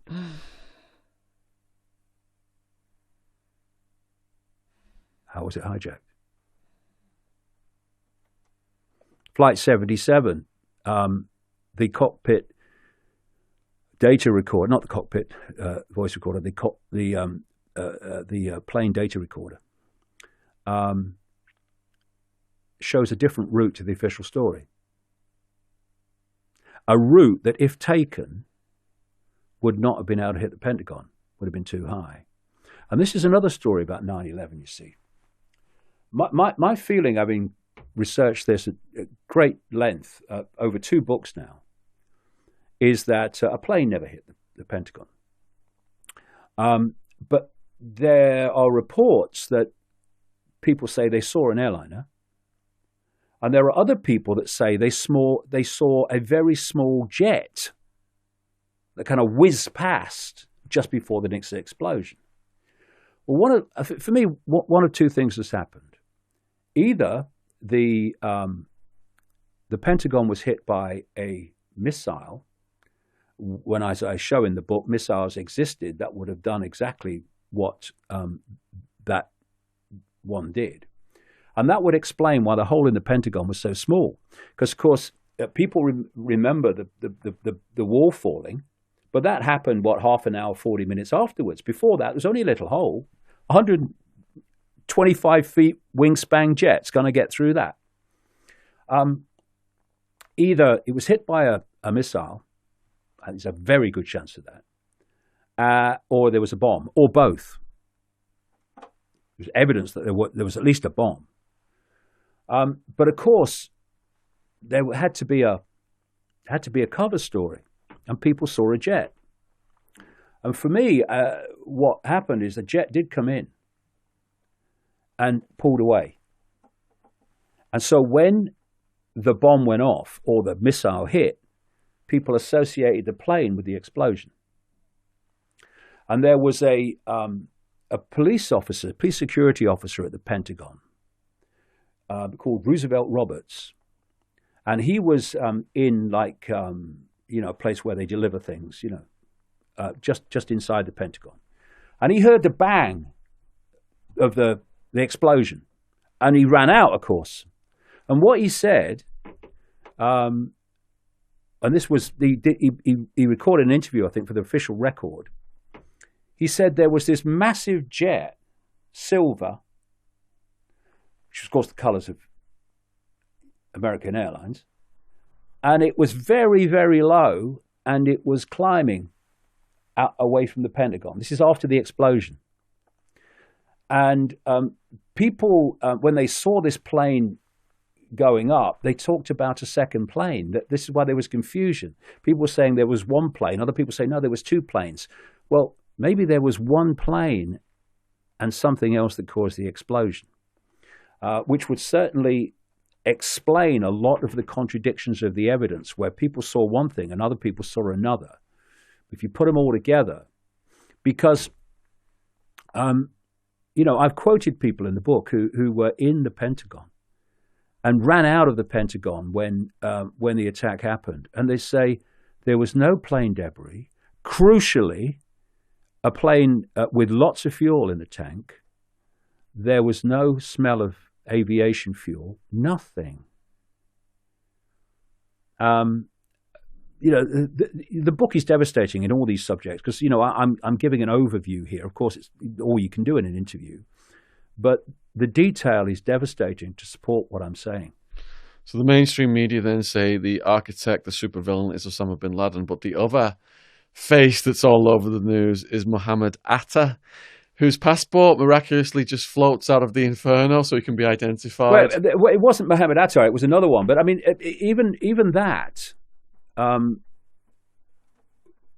desperate are you? See, the longer we talk, the more you keep coming back to the same strands because it's, everything connects to everything else. I was talking earlier about control of perception. So they know, because if they're experts on anything, I mean the inner core, they're experts on human perception because that's their stadium. It's their source of control. They know that people don't overwhelmingly look at detail. They get an image of something, a feeling. So you announce that a passport has been found in Vesey Street near the Twin Towers that's supposed to have fallen out of a plane that smacked into the building in a fireball. And they found it. I mean, was it singed? I mean, what's going on?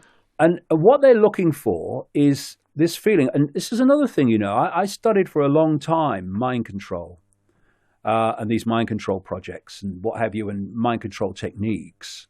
And one major mind control technique, one major mind control, kind of everyone knows that in the mind control industry, is if you get people into a state of trauma, they become massively suggestible. And of course, people looking at the horrors of 9/11 were in, whether they were directly involved or not, there was some kind of trauma from just looking on. And in that traumatized state, you start hitting them with information, suggestions. So they're looking for, see, it was them Arabs. Look, they found one of the passports. And of course, as I mentioned in the book, a year after 9/11, a British television crew from ITV asked New York police about the hijacker passport, which they, with the FBI, said we found it. And they said that's a rumor that might be true. Well, of course, it wasn't a rumor, and it certainly wasn't true. It was a scam to underpin the official story. What they want is to put out the official story, like Ehud Barak, Osama bin Laden, Afghanistan, and then underpin it as fast as you can and lock in that belief system, that perception, which then is going to take some moving once it's locked in. That's how it works. It's all a mind game. So Mohammed Attar, first of all, the discrepancies in the description of Mohammed Attar, who used the name Mohammed El Amir in Germany as a student, and Mohammed Attar, they weren't the same people. They might have looked the same in some ways, even, but that's not impossible, is it? But they weren't the same person. Even the height was like inches, 4 inches difference. El Amir was described as a lovely, nice man and very caring and, like a straight Muslim. And Mohammed Attar, hey, man, don't mess with me. What? You're this guy from Germany? Hey, Mohammed Attar, right? He is an extreme Muslim fanatic. He's willing to fly this plane into a building and kill thousands of people, all right? And because he cares about Allah and all that stuff. Really?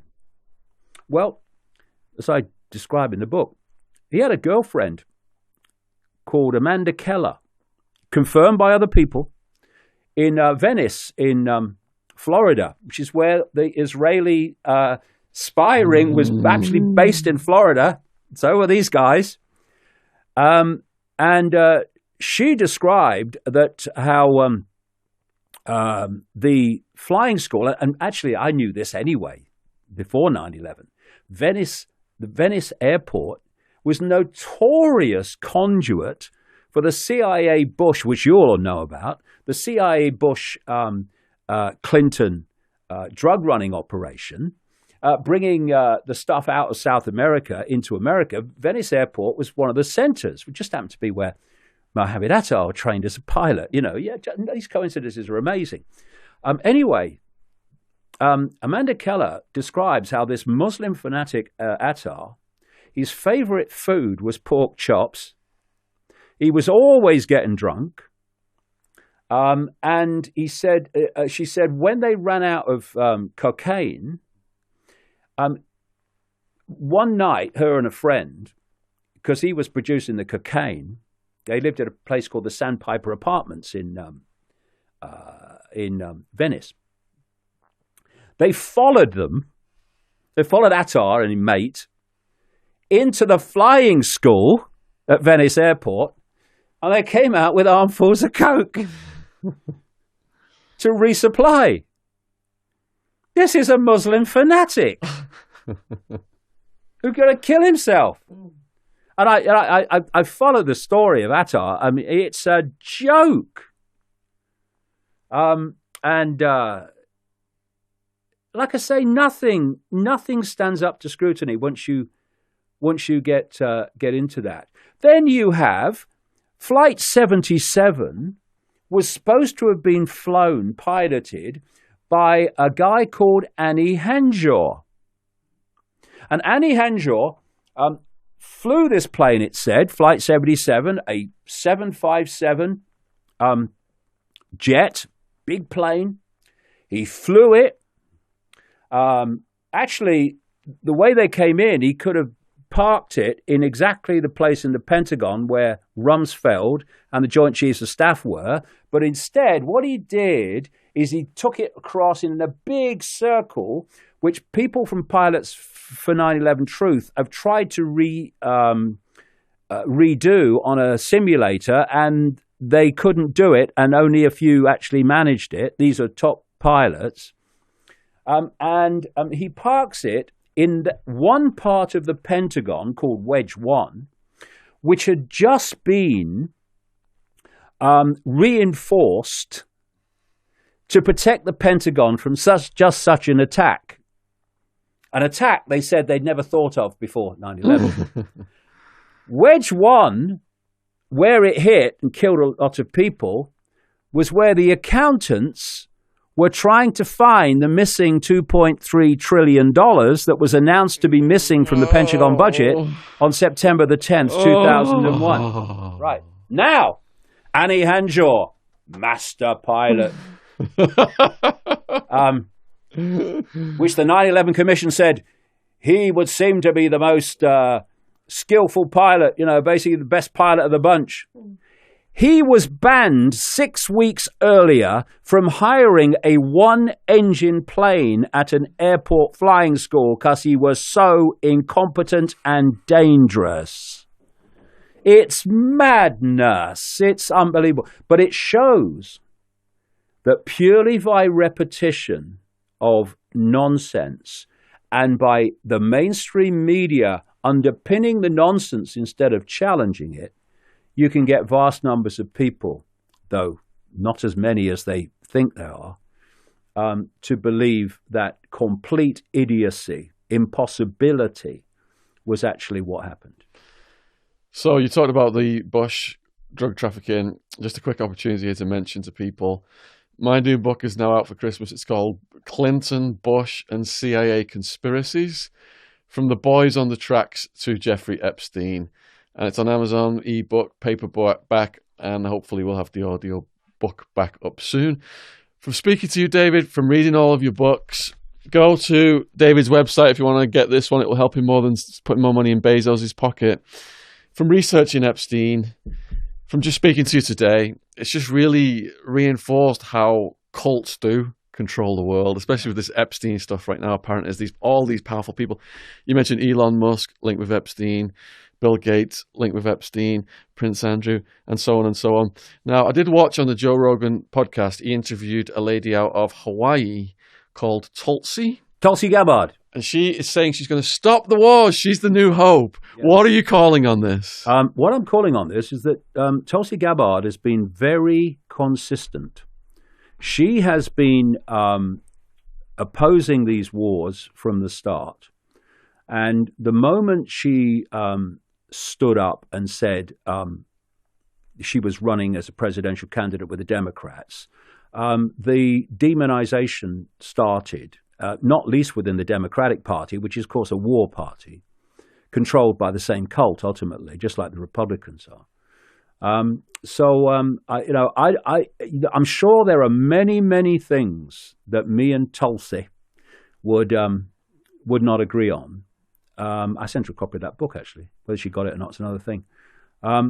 Because she's also the political voice in the last 2-3 weeks who's been pushing for an investigation into Saudi Arabia and supporting the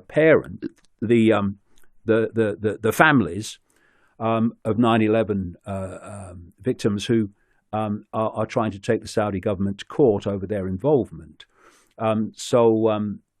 She's been very, very consistent on this. And there'll be many things in other areas I'm sure we wouldn't agree on. But I like her consistency on opposing the wars and going and meeting Assad, for which she's getting vilified, and has been ever since, to try to reach some accommodation and to understand. What do you mean you're not supposed to meet Assad? Do you want to understand what's happening? Do you want to understand where he's coming from so we can resolve this or not? But of course, they don't want to resolve it. And when you meet someone, you might find that actually they're not quite the demon you thought they were. And they want us to think these are all demons so that we'll justify or support their attacks upon them. So I think on that, Tulsi Gabbard is genuine and the best of luck to her. On other things, I'm sure we'll, if it starts to impact upon the woke agenda, I'm sure we wouldn't agree. And certainly on climate change, we wouldn't agree. So she is a Gulf War veteran, I believe. And she is. She's still a serving veteran. She works in the medical side of it, I think. So she's got the support of the veteran community. A lot of people have been abandoned when they come back from these wars, end up in prison, suicides, all this horror stuff.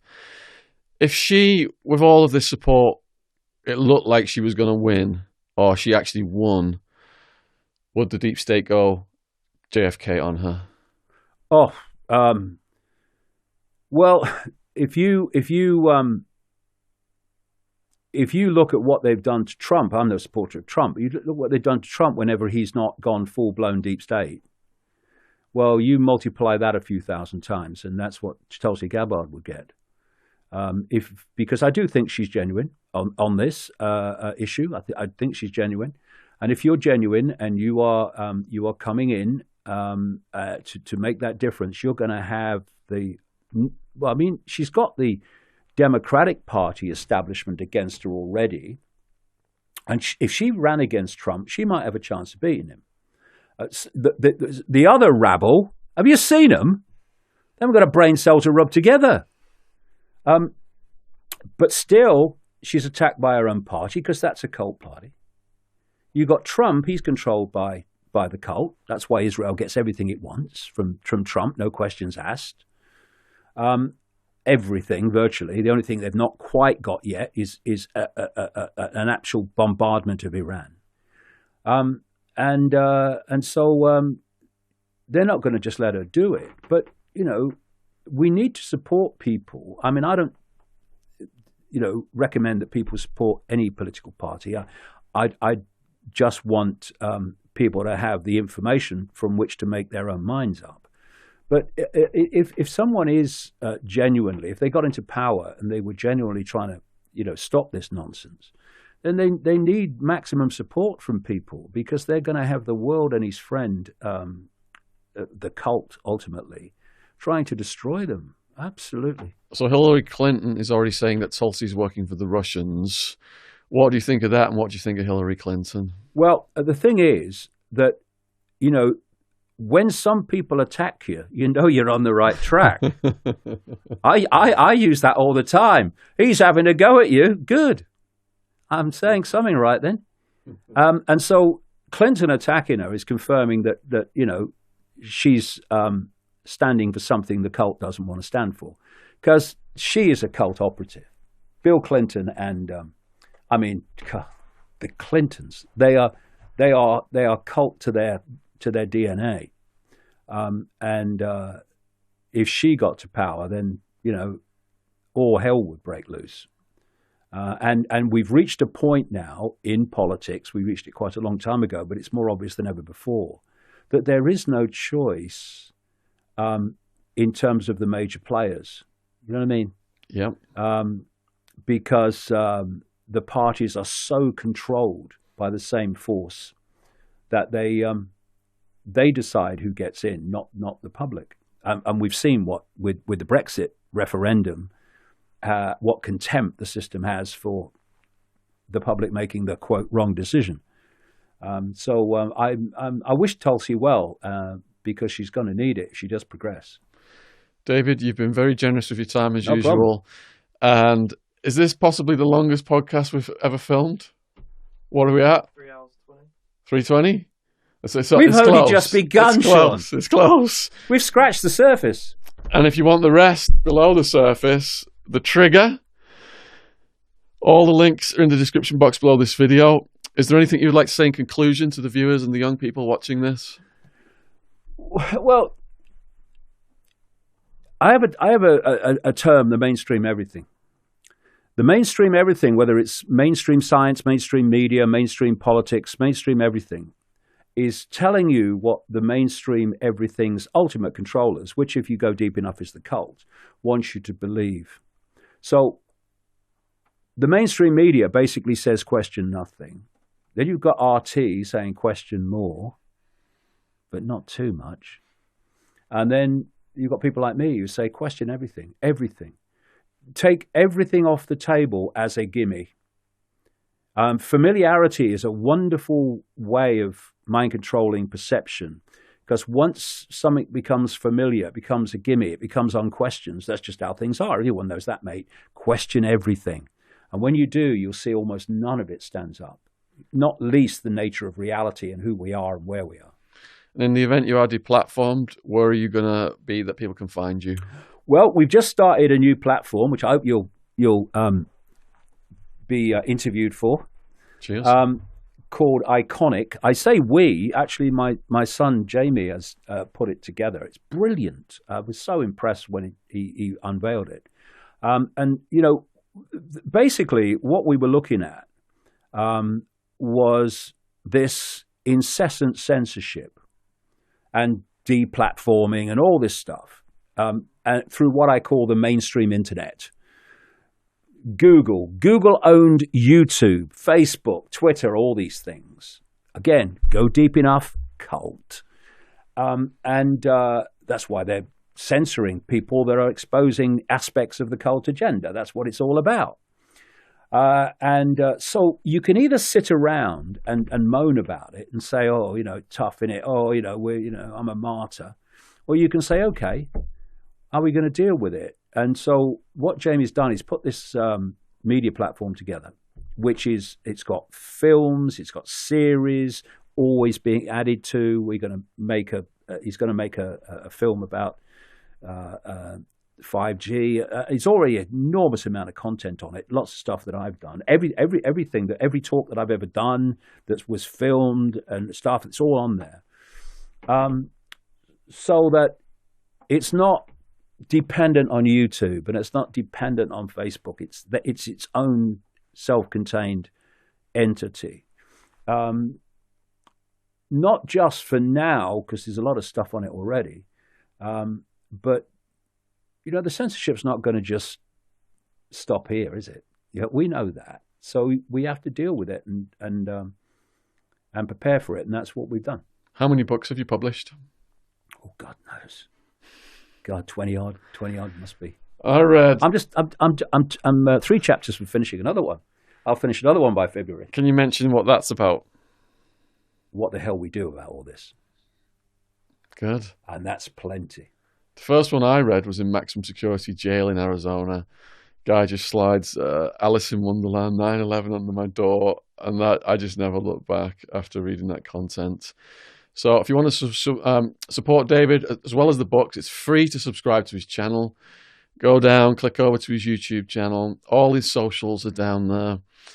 And a huge thank you to the people who have donated some money to us to help the production of these podcasts at this level in the studio. People who've donated to Patreon, PayPal, Just Giving. It's because of you guys, this is possible, and we've been able to interview David in here today. And also, huge thank you to all the new subscribers. Subscribers shot up a couple hundred thousand in the last few months, and subscription logo is down there on the bottom right-hand corner of this video. And the best way to finish this is on a message of love, so I'm going to give David a big hug now. Oh, there you go, man. Yeah, this is the example. Nice to talk to you. Yeah, you too. Nice to talk to you.